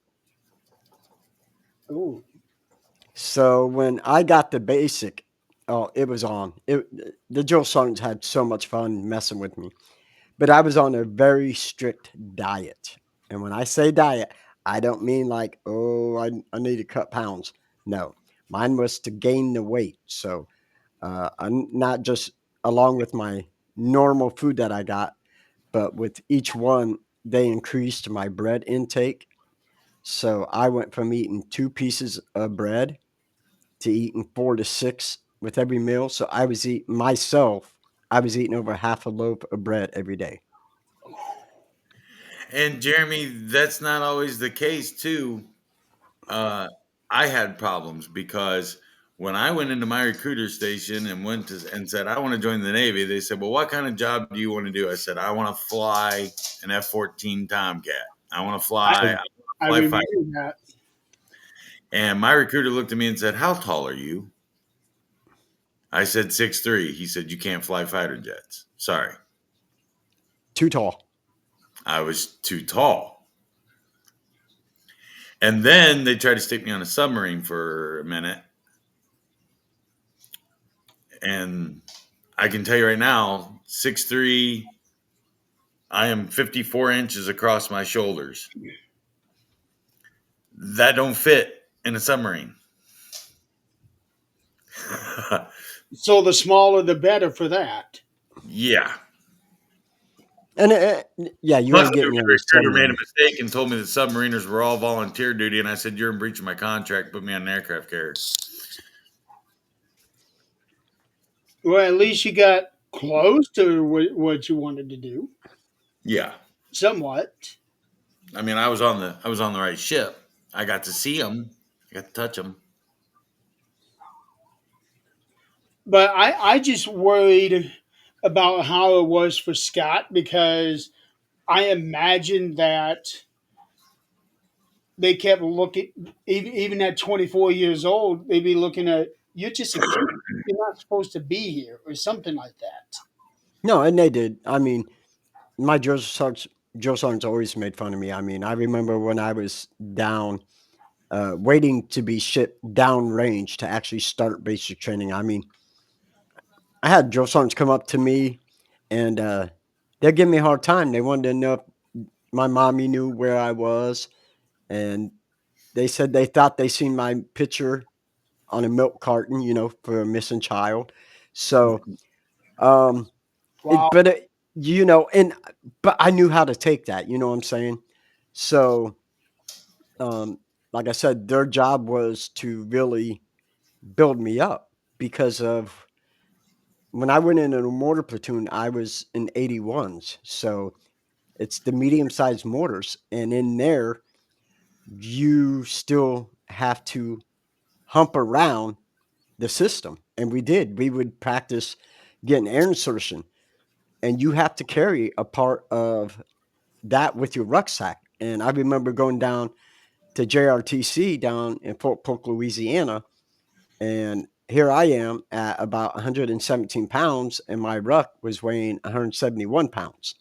And that is something I had to carry. There was no choice. They actually got you up that much. Yeah. Oh, yeah. Yeah. When I was in basic, I actually weighed 123 pounds. And I know a lot of people are like, that's not that much. But when you go from 102 to 123 solid muscle, that's actually pretty freaking good. Yeah. I Well, 123 pounds on a 5'1" frame. That's pretty good. Pretty good Right. weight on a 5'1" frame. Yeah. It I is. went. Scott, you just mentioned it. It wasn't. They weren't out there being deliberately mean to be mean.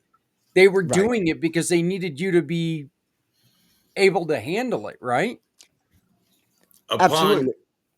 upon my graduation, my drill instructor came to me and said, "I want to tell you, the harder we are on you, the better soldier you're going to be." He said, "I was hard on you because you were this big framed guy. I was hard on you because if you can take what I dish out, you can take what anybody dishes out." That's more So, or less how it is. And Uh, yeah, and vice so versa. that I yeah. actually thanked him because that mental preparedness pushes you the rest of the way. And once you understand, and that I think that's a reason a lot of people have a problem with boot camp and don't understand. I mean, go anybody that's ever watched the first half of Full Metal Jacket. I mean, when Scott and I went in, it was still like that. You know, first day. How tall are you? How tall are you, sailor? 6'3". I didn't know they could stack shit that high. You know, they're right in your face. They're screaming at you. But once you realize in your head that if you can take that abuse, nothing anybody ever says the rest of your life is going to bother you. Yeah. And for me, they had to be rough on me. They had to make me tougher because I'm smaller than everybody else, Right. but I'm required to do the same job as those guys. So my effort is going to have to match their effort. So I got to, they may be giving 100%. I'm going to have to give 110 or 120% to get where they are. In During hand, in your case, I think it actually worked out better, because with somebody your size, you might be able to get into places that normal sized people can't. yeah, and that's everyday life for me. You know, when we did hand to Scott hand didn't have combat, to, Scott didn't have to dig a foxhole as deep as everybody else. no, that is very true. When we did hand to hand combat, they said, "Okay, everybody pair up," and I stood there. And Joe Sergeant Ehlers, who absolutely remember, asked me why I was just standing there. I said, "Drill Sergeant, if I'm on the battlefield, it doesn't matter. I'm not going to fight against somebody my size. I want the biggest guy out here." And I got him. And I'll have to send you guys a picture. It's me and Zane Widener, who was also in my platoon. And this guy was as big as Tim. And I did hand to hand combat with him. And I was hip tossing him and shoulder throwing him. Because in war, it doesn't matter your size. No, all that So, matters is who's left standing at the end. absolutely. Zach, I know we're coming up close to the 2 hour thing. What if you would, when we play the outro for this thing, leave everybody off for 5 seconds before you come back on. That way, I have a spot where I can cut and put Yeah. our particular spot on the show on Spotify. All right. Yeah, that's fine. Let me ask you both something that is one of the real questions on why I started this show. What do we need to do as a civilian sect of the society to help you guys better the service you get in the VA? What can we do as civilians to maybe light that fire that needs to be lit by people to do something about the VA? I would say listen. Don't try to understand it. Just listen. If you try to understand it, you're gonna close us off more than open us up. Yeah, you know, definitely. And push to get help. Push him to get help. It Yeah. took years for me to even try to go to the VA. And I may talk ill of it, but too many soldiers are afraid to open up, you know. And if you're a friend, a spouse, a brother, a sister, a mother, a father of a veteran, and you know they're struggling, you've got to do your best to try and get them help, even if it's not at the VA, wherever. Do your best to get them help because, like I said, veterans fight different demons, and our demons that we battle, you may not understand, and you won't understand. No. We won't. We don't understand. It's just something we're dealing with, and we don't know how. So you have to push them to get that help, Yeah. and don't give up. Don't give up. Don't say, look, he's just a lost cause. He's not. Don't like I said, you'll never understand why we drink. You'll never understand why we smoke. You'll never understand why we do the things we do because you didn't live it. So cast your judgment aside because that's the part that shuts most of us down. Well, I want to thank both of you guys for joining us and speaking up and bringing to light some of the problems that veterans do have. We are doing what we can do to make sure that people understand why when a veteran says, hey, you know what, screw the VA, or we want them to understand why that's being said. The healthcare system in the United States is a joke right now as it is. Yes, it So is. anything, and when you have something as that, I think it's ridiculous that we don't spend the money on our heroes. I think that that's where the money should go. Is we've got a country because of gentlemen like you, ladies that you were with. You're the reason why we're able to do this, and for that money not to go to you, it's ridiculous. But I want You to know, thank you all for speaking on this, and Jeremy, I want to thank you for hosting. thank you guys, and thank you so much, Zach, for what you do every year. This means a lot to me, and I know it means a lot to Tim. You know, Absolutely. and it's great to have people out there who uh, get more involved and want to help veterans because it does mean a lot. It really does because we It do does. struggle. It does. You And know, not only that, but if we can help somebody not pull become a that trigger, statistic. you become one of the numbers of the statistics. If we cannot, I mean, we can't say if we could never lose another brother because we all going to lose. Yeah. And we always had a saying, well, old sailors never die. We just go to hell and regroup. but and it's the way it is. But if we can help them, if we can help a kid see his father or mother longer, if we can help a mother or father see their child longer, then this is a couple hours of my time is more than worth that. And once Absolutely. again, okay, yeah, my name's right here. His name's right there. If you need somebody to talk to and you don't know how to do it, we got you six. Yes, we do. Well, and again, that's what it's all about. We're trying to find the solutions that everybody can feel comfortable with something.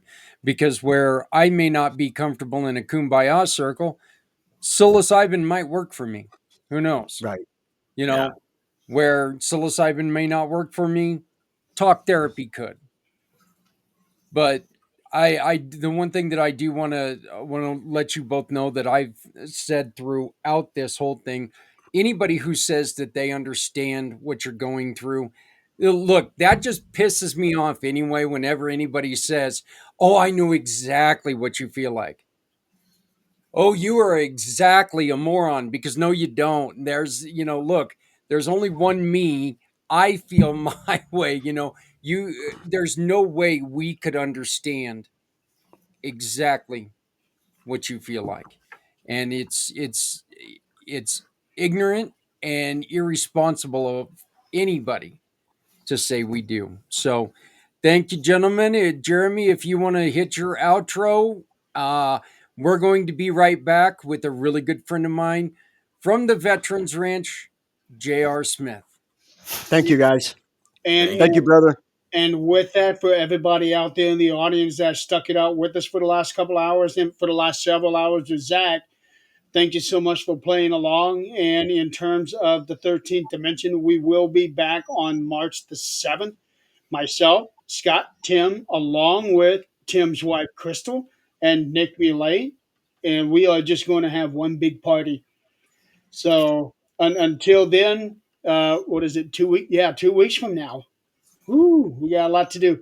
2 weeks from now. Thank you guys so much. And we'll check in with you guys later. Zach, Yep. seeing you again. Don't go anywhere. We've got a lot more to come. Yep. Yeah. Thank you, guys. Bye, everyone.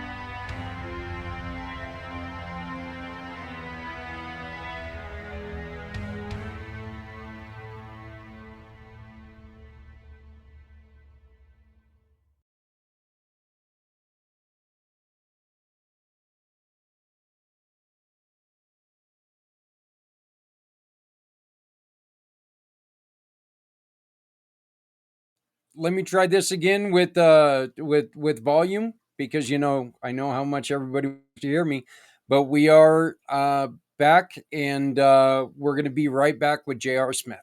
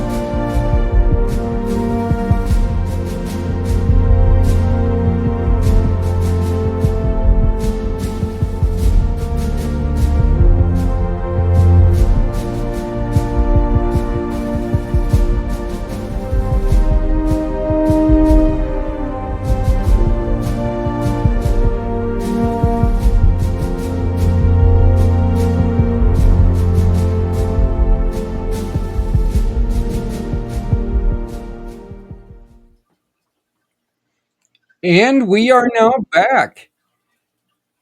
We have with us one of my really, really good friends. You've seen him before. If you've ever been on this channel with me, in which I know many of you have, he is the co founder of the Veterans Ranch.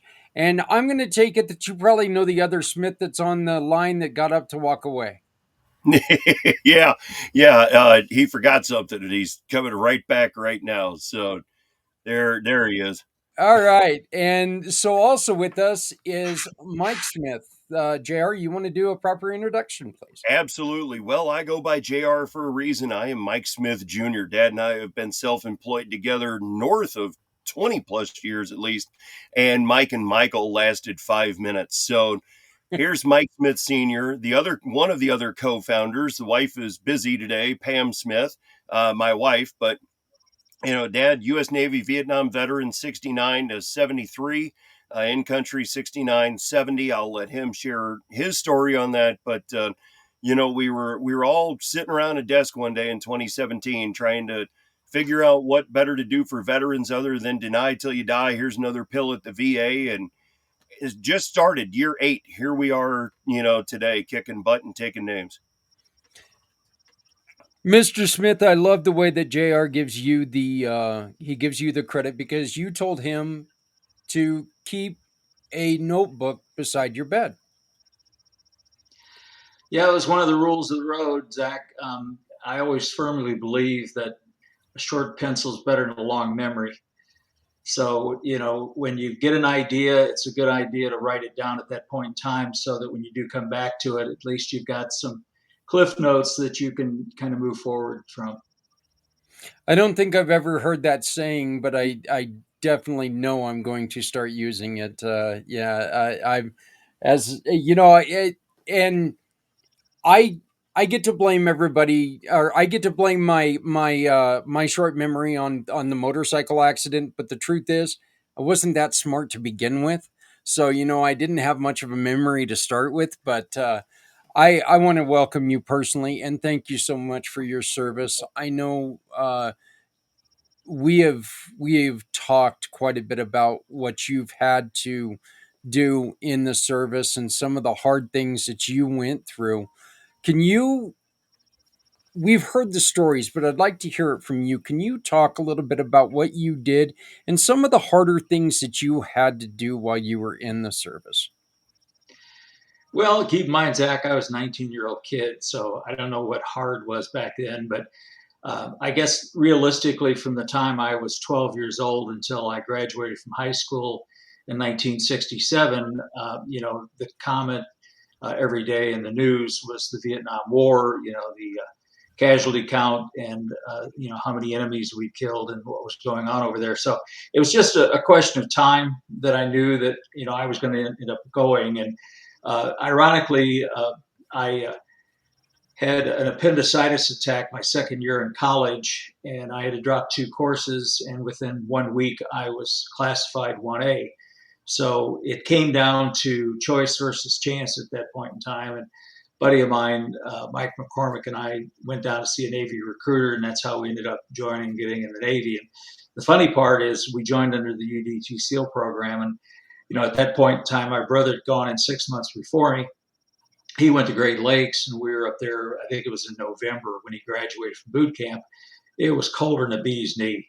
And so I looked at this recruiter, and I didn't have a clue, what we were getting into. But I just said, "Let me ask you something. Where do these guys do their training?" And he said, "Sunny California, son." And I said, "Sign us up." So that's how we got there. Went through boot and buds in San Diego and Coronado. And then I was actually sent to um, a new ship that was being commissioned, USS Mobile, LKA 115, up in Newport News, Virginia. And so I was part of the nucleus crew. We commissioned the ship in September of 1969, and in October I was in Vietnam. And I was actually assigned to an amphibious assault group. So we were running Marines upriver out of Da Nang. That's what I did when I was over there. And a lot of things happened in that time frame that you don't hear about in the news. Nobody writes about. Nobody realizes. With the intervention of countries like China and Russia, who all was involved in that war. But didn't talk about it much. Still don't really talk about it much. And Jr. convinced me to get this hat about 8 years ago. But it was one of those things where when I did come back, they flew me into San Francisco International. Harry Krishnas were spitting on me, calling me baby killer. And, it was just one of those times where, you didn't give it much thought. In fact, when I got back to St. Louis after I came home from Vietnam, no bands, no, marching bands, nobody there to greet me. In fact, I think I shared this with Jared one time. I ended up taking a taxi cab from Lambert Airport to my house. Nobody was there. And, so I unpacked my stuff and fell asleep, and I was down for about 2 days. But, that's just the way it was. When I finally got out, January 26, 1973, which was actually the day that Kissinger signed the Paris peace agreement, which I always thought was pure irony. Came home. I was married at that point in time. JR had just been born December the 29th of 1972. And I got a job, went to work, and put all of that behind me. And up until, probably, I don't know, 8, 9 years ago, I never even filed anything with the VA for problems that I had, because it was just one of those things where it was over with. I did my duty. I served my country, and it was time to kind of put all that behind me. And, at that point in time, nobody was, doing parades and welcoming you home and thanking you for your service and all the things you hear now. And I don't want this to sound wrong, Zach, but, some of that kind of becomes cliche. And, I think it was probably, 4 or 5 years ago, JR and I were at a car show, and I had my hat on, and guy came up to me and he said, "Welcome home." And I just broke down. I mean, nobody had ever said that to me before. So it's just, when we decided to do something with the Veterans Ranch, the goal was really to work on the inside of the veteran, not the outside. And I mean that with all due respect, because you see so many organizations out there today that, they got to show you, prosthetics, and they got to show you casualties, and they got to show you damage to an individual. But what hardly anyone realizes in the civilian world is the actual casualties that are going on between the 2 years of a veteran that has served and been in a combat situation or has had a traumatic occurrence occur to them while they were in that they've had to carry. And, I don't go to the VA. I did that a couple of times. Last time I went to the VA, a guy looked at me and he said, so have you been sexually molested lately? That was the kind of questions they ask. And I looked at him and I said, no, not yet, but I'm sure it's just a matter of time. And that was my response because I thought, if you're going to ask those kind of questions, you're not getting into my head, and I'm not going to relay anything to you that is significance for you to write down on your report, because every time you go see those guys and you tell them something, they write it down. And I mean, it's almost like, hey, this is a part of your record now. We show that you did this or you said that or you acted in this way or, whatever. And so we just feel that the time has come with the Veterans Ranch to actually work on the inside of the veteran. And as I always share with JR, help them lay down their heavy coats of burden and move forward, kind of put all that behind. And we've seen that. We've seen with the horses, with the individuals, the bonding that takes place between them during the periods of time that we put them together is a little short of miraculous. And it really puts a veteran into a position where they let the guard down. And personally, I don't know if you served, but in what we didn't talk about. I still don't talk about it much. I kind of always liked Chuck Yeager, the test pilot from The Right Stuff. In his book, he says, let me share with you what war is. War is like going to the dentist. You don't remember the pain, but you sure as hell know why you don't want to go back. And, it's easy to convince, I guess, 18, 19-year-old kids at that point in time that, you're doing the right thing, not to misquote, him. But that being said, I did 4 years. When I came back from Vietnam, I actually I got orders to go to a different command. So Vietnam was over for me. I spent the last 18 months on a submarine tender, the USS Dixon, ported in San Diego. My wife and I had a little small studio apartment outside of San Diego State. And so it was just, doing the rest of my time so that I could salute the ensign and depart and come home. So that's pretty much my story. My dad was in World War II. He actually was going over on a transport ship when the war ended. So he kind of was in the cleanup section of that. He met my mom in Austria. She had actually been to German concentration camps during the war. She was in Ravensbrück, which was a labor camp, and she was in Mauthausen, which was a death camp. And so they met after the war and, got married, got her to the States, and the rest is history. I actually have a brother that was born a year before me. I was born on his birthday a year later, so I was his first birthday present. But he's in St. Louis still, and we stay in touch. But other than that, I don't really talk to a lot of my buddies that I was in the military with. I do have one close friend that's in Colorado that is probably one of my best friends that I had when I was in the service, and I do stay in touch with him.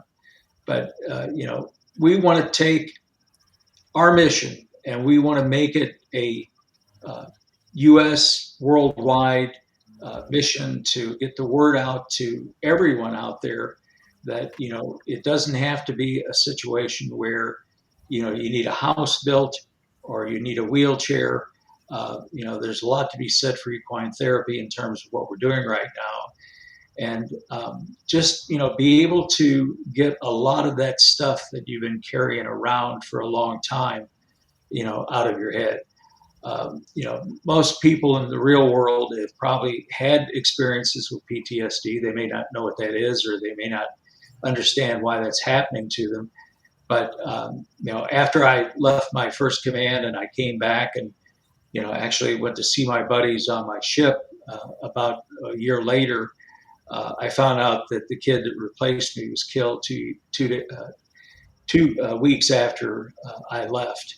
And so, that was a situation where, they call it survivor's guilt. I don't know what Mhm. the best term is to put on it, but it's one of the things that I carry, still to this day. And, I think about that in terms of, the old saying, by the grace of God, therefore go I. So it's an honor to have served. It's certainly an honor with what JR has put together. And I have to tell you, it's been a remarkable almost 8 years right now that we've been doing this in terms of his persistence and his commitment to putting all of this together.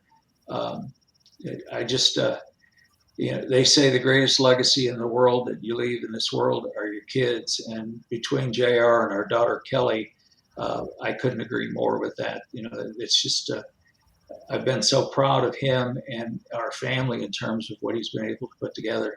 And doors are opening now. Things are changing. We're starting to see some progress finally in terms of moving forward and being able to put this together with some things. And I won't steal his thunder. If he wants to share that on the podcast today, he can do that. But it's just it's been remarkable. Let me just say that to you.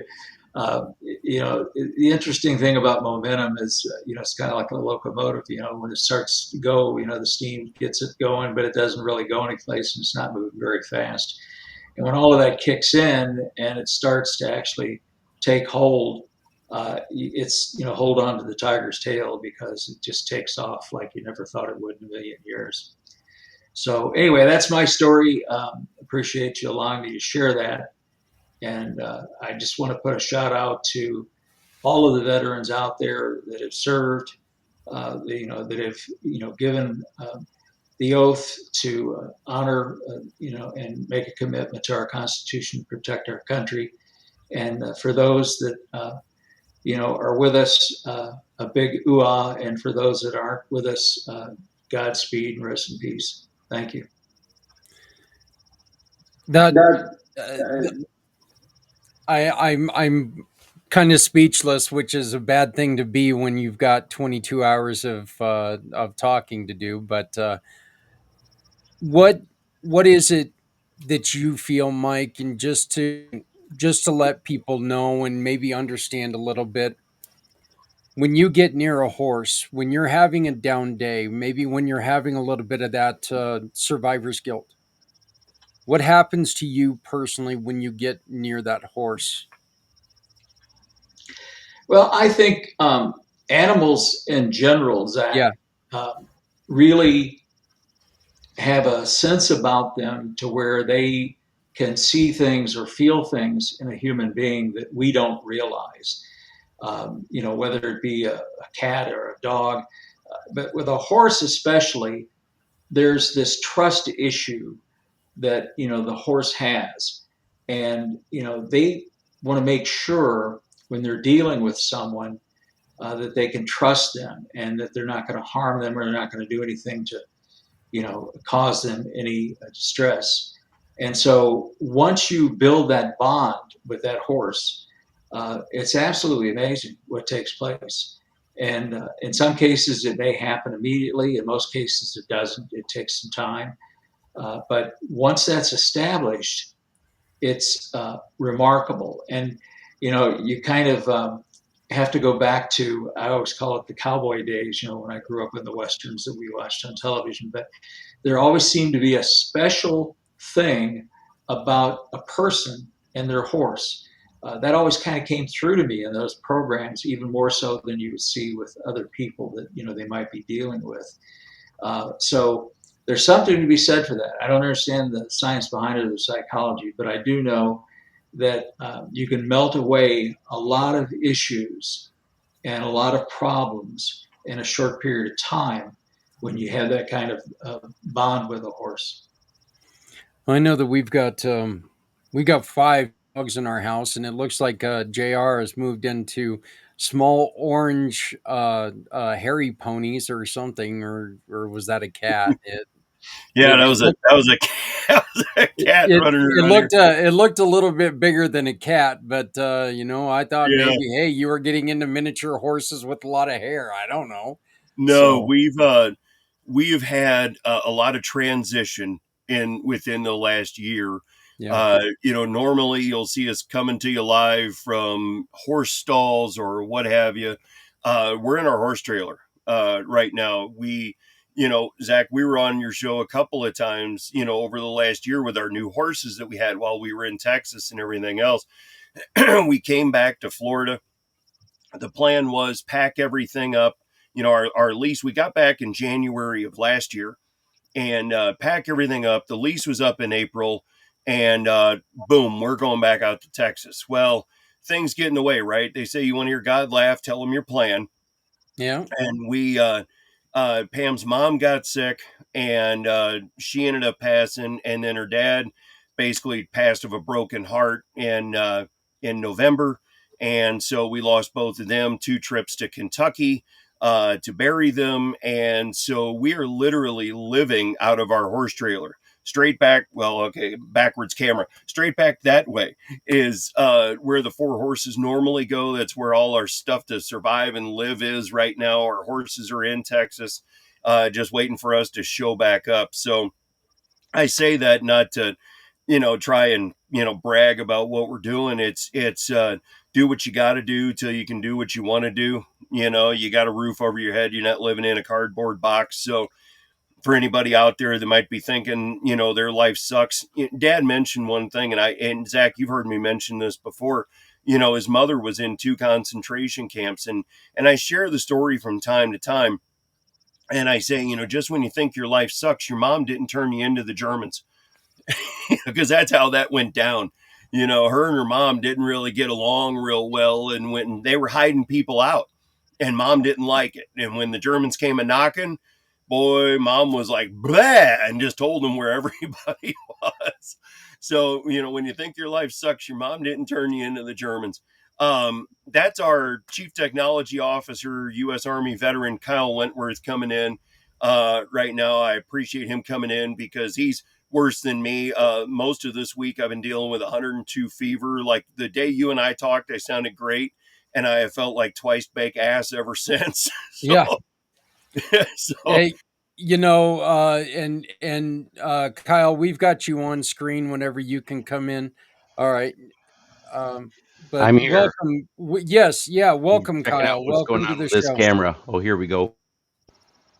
Give that. There you are. Good morning. So, yeah, you look like you're in a studio or a garage, one of the two. Yeah, it's the music and IT studio. Yeah, there you go.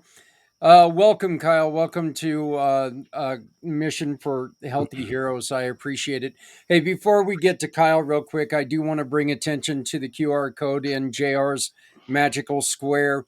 That QR code is so if you shop with any of our community pay it forward partners using that code, those partners are going to give us a community pay it forward a referral. We're not going to keep that money. We're going to keep some of it. I mean, come on. I like to eat. I'm a fat guy. Let's be honest here. I need food. But we're going to give 75% of whatever they give us to J.R. Smith and the Veterans Ranch so they can continue going. Hopefully we can get him out of a horse trailer here pretty soon. But this is it's a very simple process. It's called Shop, Click, and Pick. You shop with our partners, click a picture of the receipt, and connect it. Pick the cause that you want to work with, like J.R. Smith, and the Veterans Ranch. Kyle, tell us a little bit about you, would you? Well, not really much to tell. Actually, there's quite a bit to tell. I think. 48 years in the IT space. I'm the youngest member of the largest military family recorded in the United States. one of 13 siblings, and 8 of us were active duty. Dad was World War II, Korean War. Served 20 years in the military. The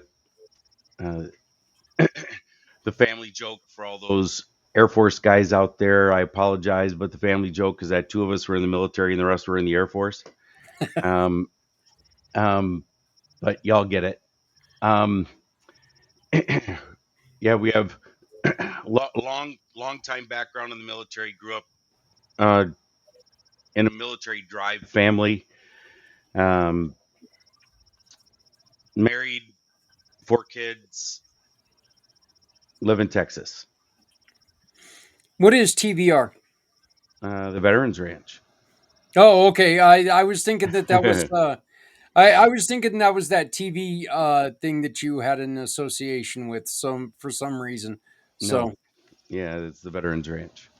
but what is your duty? What is your story with the veterans? Yeah, so JR and I met about 3 years ago, associated with a veteran organization here in Texas, and kind of hit it off pretty quickly. Very commonly with business executives, I noticed that there's a need for somebody who interprets technology. So I offered up my services to the Veterans Ranch to help out in that regard. And I sit on the board of directors as the CTO of the Veterans Ranch, Chief Technical Officer. Wow. Well, I for one am thrilled to see that you guys are together. And I do agree with you. JR is kind of an easy guy to get to like. It didn't take us long before and then of course we start talking about hockey, and oh, good God, there it goes. So, but JR and I really hit it off quite well. JR stuck around with me for, what was it, 23 of the Yeah. or 21 of the 22 hours. It was like 21 and a half of the 22 hours. I could not drink any more coffee or Mountain Dew. I was toast. Yeah. And hey, look, my horse is here. Yeah.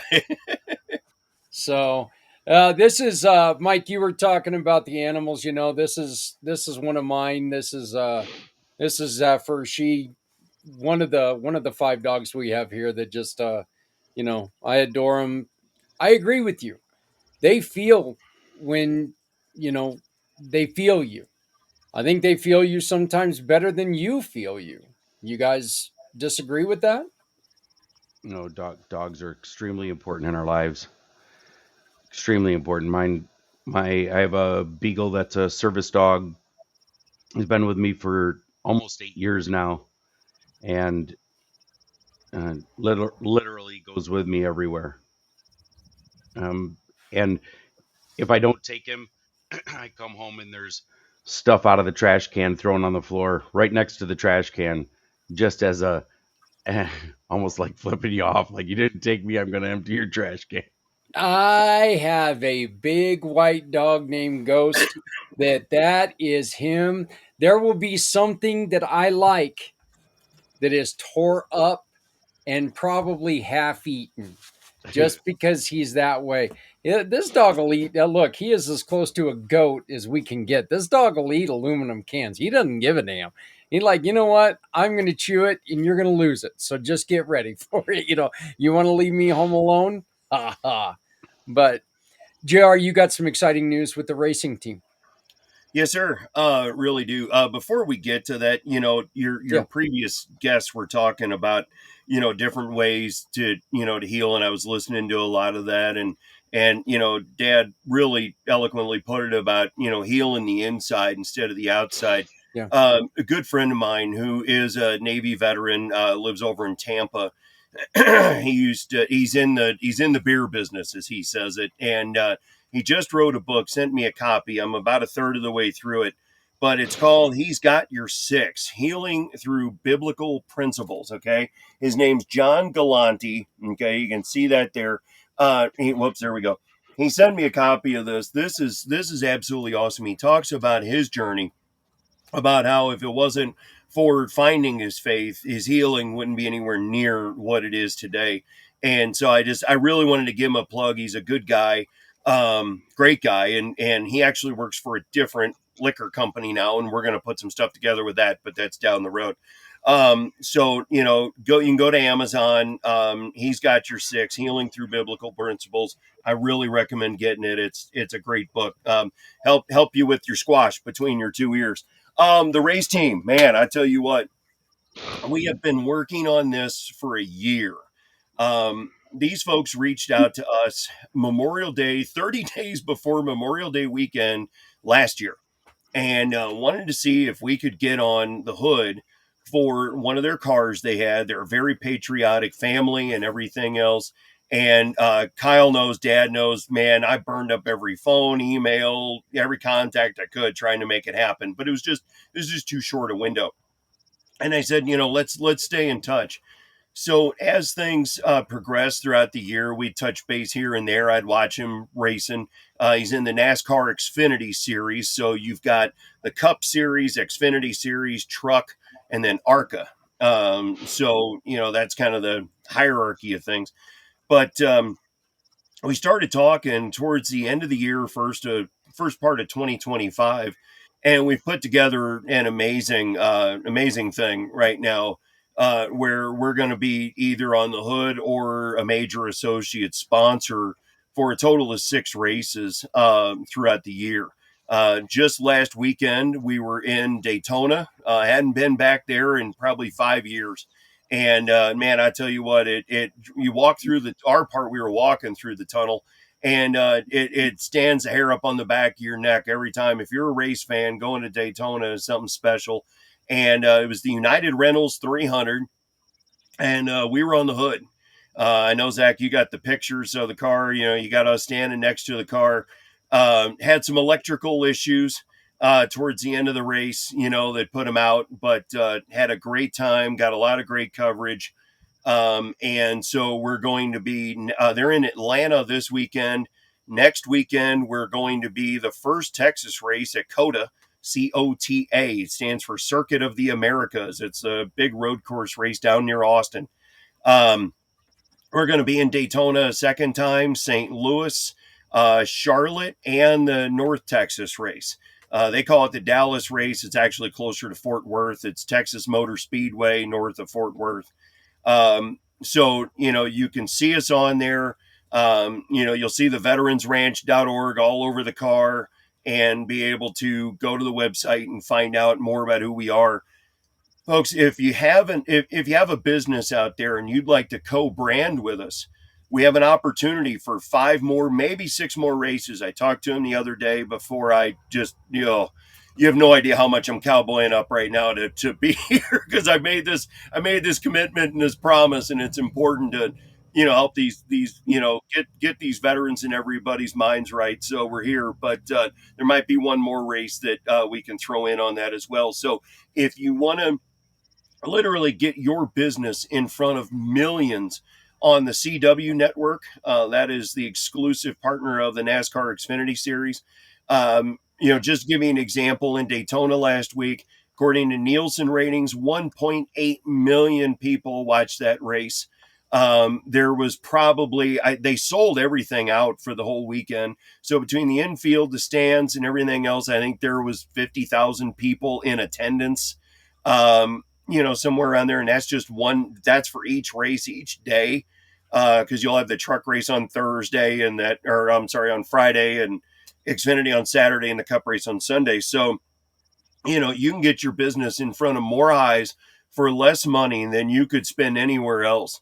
I mean, nationwide TV commercials, a 30-second spot will run you $100,000, and you have no idea how many eyes are going to hit that. With DVR these days, fast forwarding through commercials, or streaming services where you pay not to see commercials, TV isn't quite what it used to be in terms of getting your business in front of a lot of eyes. You will also get our social media, the team's social media, which bleeds into NASCAR's social media, because they have to let NASCAR know who their sponsors are. So there's other millions of eyes seeing it. So, we're really proud to be partnered up with Garrett Smithley. That's our driver, SS Greenlight Racing, BRK Racing, and a whole lot of other great. We actually partnered up with another veteran nonprofit that I want to give a plug to while we were there. It's called Hire Heroes USA. You can look them up. If you can't tell with our organization, it's not about who gets the credit. It's about saving lives. Rising tides raise all boats. HireHeroesUSA.org. And what they do, what they're going to be doing with us on the properties that we're going to have in Texas, and I'll cover that in a minute. One of the things we're going to be doing is helping veterans with job training skills, 21st century resumes. We're all of the age that we would hand a resume to a hiring manager, right? And they'd read it. Maybe they wouldn't read it, ask us some questions and hire us or not. Well, now your resume is all electronic. It's got to hit keywords and algorithms and all kinds of other goofy stuff just to even get noticed. And so we're going to help you with that. And we're going to help you with a good LinkedIn page. One of our board members just retired as a 32-year colonel from the Army. LinkedIn wasn't squat when he went in, and he had no idea what it's become when he got out. Right. So we had to help him get a better LinkedIn page. So Hire Heroes USA is going to have an office on our properties. And so when they get to that point of needing that training, they're going to be working with us to help them get to that next level. Well, that's look again. I am just thrilled to hear that you are progressing as you are. I mean, I know that you and your wife, your dad, and all of your team, your board, from moment one, you came up with a plan. You saw a way to help, and you went with it. You're pushing on, and you know what? You're right. It's not easy. None of this stuff is ever easy. I mean, I do like your comment about the if you have a plan, tell God that you got a plan and see what happens. Yeah, you're right. That's very that's frustrating, but I love to see that you're really doing well. Where are you at with the horses right now? What's your status there? Real quick, can we throw up a picture of the car? I just want to show that off. You know what, man? I'm having trouble finding that. All right, if you find it, we'll throw it up. So here's the progression. Right now, we have 3 horses. We had 3. We lost one. It colicked real bad, and Lord knows we did. Yeah, we did everything to save it. Days after we showed him on TV on the computer. Yep, that's right. And so we have. We keep growing our network, okay? And this is the good Lord in a horse, because I've come up with some humdinger ideas. I had a lot of legal pads go nowhere from the time I was about 14 to my mid to late 40s. And I'm telling you, all the people I've been introduced to has just been mind-blowing. We had some folks up in Michigan who actually are both veterans, and they run a horse rescue. They're part of a nationwide, certified network, right? Rescuing horses from kill pens, trying to save them and rehab them out and things like that. They turned us on to, before I talk about that, again, sharing information. They wanted to start adding veterans to a therapy program that they were starting. And my wife and I sat down with him on the phone for probably 3 different times, a couple hours a piece, sharing the information. They turned us on to a lady who's a veteran, who is part of the same rescue network as they are in Texas, Hooker Equine Ranch. Now that really sounds like a funny name. She actually worked on and flew in Chinooks. Okay, you'd always see them in the Vietnam movies, right? The really big, kind of ugly helicopters with the 2 props on top of them, right? Well, that's a nickname for that helicopter, or hookers, because you could literally hook anything with them and fly it out somewhere. So that's where she came up with that. We adopted a gorgeous 6-year-old Arabian paint horse from them, who was a surrender. The lady that owned her had Alzheimer's, and Dakota was getting fed. Dakota wasn't getting fed. And so they surrendered her. They got her in good shape, and now we've got her. We have another veteran in California. Tip of the hat to Jim. He had a Navy veteran. He had a little bit of a heart scare, and so it's time to downsize a little bit. He breeds quarter horses, and once we get things a little bit more established in Texas, he's going to bring out 3 quarter horses.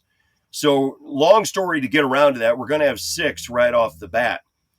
That being said, you throw a rock in Texas, you hit a horse. Okay. So we have numerous connections where we're going to have at least 20 to 30 horses on each property. So what does each property mean? Well, we have a very large grant that is coming our way. It should land very soon. And what it's going to allow us to do is put a minimum of 5 properties across the state of Texas doing what we do. Okay. The first couple are going to be in North Texas. Okay. North Texas, meaning the Dallas Fort Worth Metroplex. First one's 116 and change acres. It's got 47 stalls on it. You name it, it's got it. Okay. So we've got 30 horses going on the property. We're going to be offering trail rides and riding lessons that anybody can come pay and do. Helps bring revenue into the ranch while you're writing grants. We all know grants. I just filled in some information last night on a Texas Veterans Commission grant that I filed for back in November of last year. Just found out we got to the second stage, right? And then now we won't find out if we get it all the way until November. So look for the one that's number 14. That was the one we were on at the NASCAR Clash. Carl Long and Garage 66 Racing, absolutely awesome car. That was the full wrap car. That's in the Cup Series. If you can find the one for number 14, that's the Xfinity Series car. So trail rides, riding lessons. We've partnered up with another veteran nonprofit that's going to show us, how to grow your own food with hydroponics and aquaponics. Yeah. Okay. We're going to hire veterans. Our hiring process, by the way, is 70% minimum of the community we're serving. So that has grown into the entire military community, okay, active duty, veteran, and immediate household family, Gold Star families that get left behind like there's no tomorrow, as well as first responders in their immediate household family. So that's going to be a lot of folks that we're going to need to hire. The biggest thing that's going to happen on the property is there's going to be a minimum of 20 to 40 cabins on almost every property. It depends on the size, but minimum 20, as high as 40, where honestly you can come pay and stay and play city slicker, want to be cowboy for a week, right? Or 4 veterans want to get together for a reunion. And this is why we're looking at Texas. I mean, 1, God bless Texas. Why not? And 2, it's the center of the country. It's a lot easier to get to Texas from a lot of places than it is get all the way down to Florida.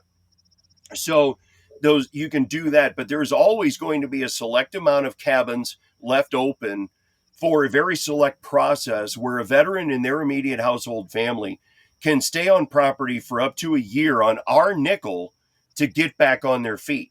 Okay. Get those job training skills from Hire Heroes USA, work our program. They're not just getting 3 hots in a cot. It's not Club Med with horses. Okay. They're going to be mucking stalls and doing everything we do every single day. Show them how to manage money again. And, the whole 9 yards, get their benefits squared away. Dad and all your prior guests could tell you, just horror stories about, the VA. Kyle's in a situation right now where he's at 90%. And he's got certified PTSD from a doctor that they sent him to, but then they sent him to another doctor and they said, oh no, you don't have PTSD. And he's fighting for his last 10%. So, there's lots of things our veterans are struggling with, and we want to help with all of that. And that's just property 1. We're going to have a special events division. That's property number 2. Weddings, corporate events, you name it, right? If you want to pay to have a party, we're going to have a location for it. And again, that helps drive revenue into the Veterans Ranch as an overall mission, okay, in between everything else. That's just the first 2 locations. There will be a couple more in North Texas. Then we'll go down to South Texas and get into the San Antonio, Houston, Austin area with Military Central down there. You got Fort Hood. Good Lord, over in Houston, you got the Space Center. So, I mean, you got military heaven down there. There goes the voice. Excuse me. But really pumped and excited about this. It's really exciting. Like you said, it takes determination and patience. I put a new nose on every day because people go, what? I'm like, nose to the grindstone, baby, every day. Yeah. And you got to put a new nose on because you wore that one out, and you got to start over. Andy Frisella, the guy that started First Form Nutrition in St. Louis. Look him up. He's an unbelievable guy. Him and his brother literally grew up in the city of St. Louis. Okay. And, Dad knows this, but if you're from the city of St. Louis, you are some of the most hard-nosed sumbitch people you've ever met in your life, because North St. Louis City still looks like bombed out Beirut. And, they knew that they wanted to start a nutrition company that was better than all the garbage and all the crap full of fillers and everything that's on your, I'll just say, a GNC or Vitamin Shop shelves, right? They got an office that they slept in, okay, in the city of St. Louis, mattresses in the back, and it's now a multi-billion-dollar company. Okay, worldwide multi-billion-dollar company. Why? Because he absolutely refused to give up. Anybody had anything negative to say, add it on the chip to the shoulder and use it as fuel. You're crazy. You can't get that done. Add it to the fuel. You know how many times I've been told in almost 8 years, your goals are too high? Put it on the chip and add it for fuel, man. I'm telling you, when I tell people we needed $20 million for the first property, I found out real quick where their mindset was. Because if they went, holy crap, boy, you'll never raise that much money, put it on the chip and add it for fuel, baby. I mean, we have just been, so that chip's taller than my hat right now, but things are starting to progress.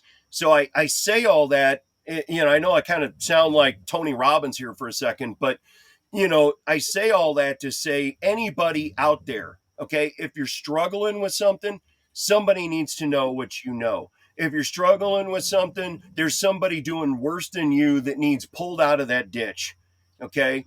Stick around. You're one of your prior guests, boy, and I say this all the time. Excuse me. Your kids need to be walked down the aisle. Your kids need to graduate and want to see their dad or their mom there. People need to know what you know. You have more knowledge to share than you realize. Yet, look, there is not a single person on this earth that's walking around with no value. It doesn't, that's not, it's impossible. You've got something that someone needs. You've just got to stick around long enough. Like you said, look, life is short enough. You don't need to hurry it along. You don't need to do anything like this. JR, I'm sorry, I cannot find those pictures. I wish I could. If you send them to me again, I'll show them a little bit later. But, Pump your email in the chat. I'll drop them to you. All right. I sent you a DM. Oh, okay. There we go. See, Kyle's our technology guy. Yeah. Yeah, George Strait says it best. We ain't here for a long time. We're here for a good time, and you got to make it the best time you can. I added the last part. Yeah.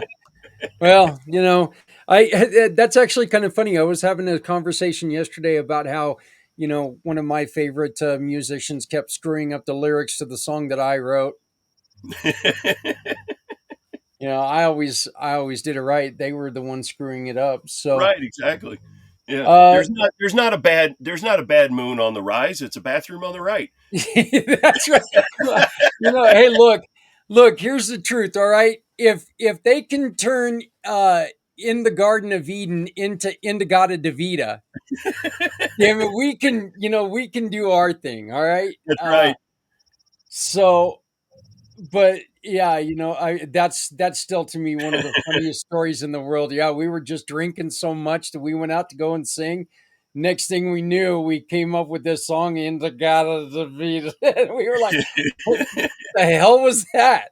So, but anyway, here's the white one. Here's the actual horse. So, Yeah. my version of a horse. But let's see here. You should Here have we that go. email. All right, let me get these up real quick before we. Oh, I guess I need to share it, huh? There's one that's just got all 5, and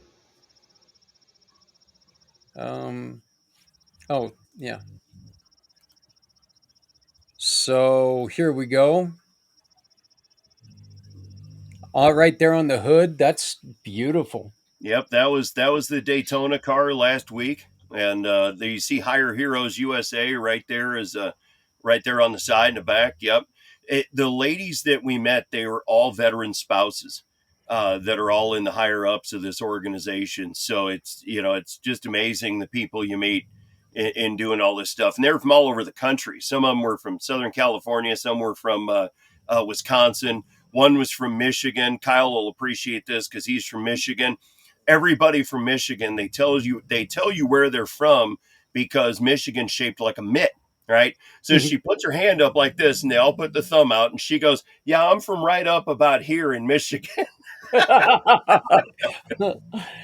all I know is that they say care. Yeah, I don't know. I had a friend from Michigan who she could not say car; it was care.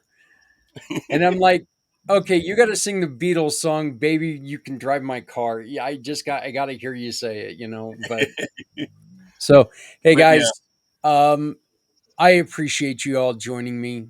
I really do. Mr. Smith, Kyle, thank you both very much for your service. We're in a situation of freedom because of your dedication. Short time, it doesn't matter. You still signed a check to say, you know what, do with me as you will. And I appreciate that from the bottom of my heart. And I thank you for what you've done.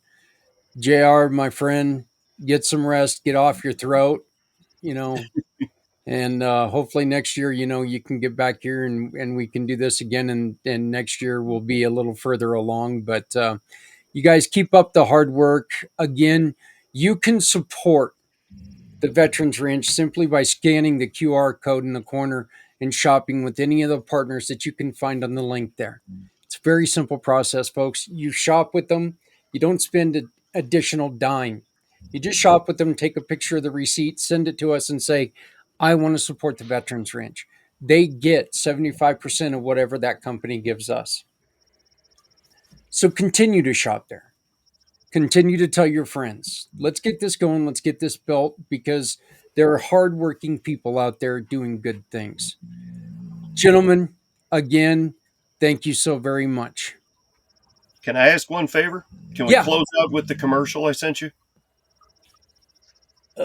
Is that was that on the same email? Because I'm not able to find that. Yeah, it probably was. Huh? it would have been from JR, not from me. Yeah, it would have been for me that I'd have sent you originally. Yeah, the one with the car on it. That's why I was saying I don't think I You I find that can't find. email. All right. It's I'll- brother. You know what? If you send it to me, I will play it. If you resend it, I'll play it a little bit later on. You got it. I appreciate it. And brother, Zach mentioned earlier, I'll just stop with this, but we met in, I think 2020, 21, somewhere around there. And, we all came up with, some people aren't with us doing this anymore for obvious reasons. Zach knows what I'm talking about, but it was 222 for 22. It was just a unique thing that came up.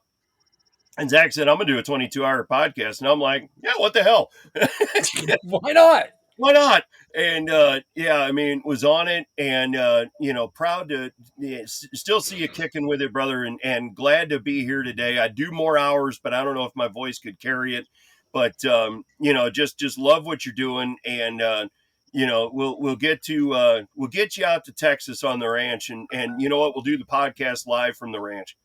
Sounds good. Sounds good. Well, like I said, I started this because God gifted me with three things: a big gut, a big butt, and a big mouth. And I can use one of them to benefit people. So I'll go on ahead and do that. Gentlemen, thank you so very much. And we will talk to you soon.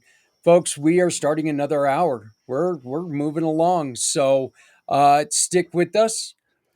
We have to switch. So we're going to we're going to fade to black on this one, and then we're going to open up. So just refresh your page wherever you're at.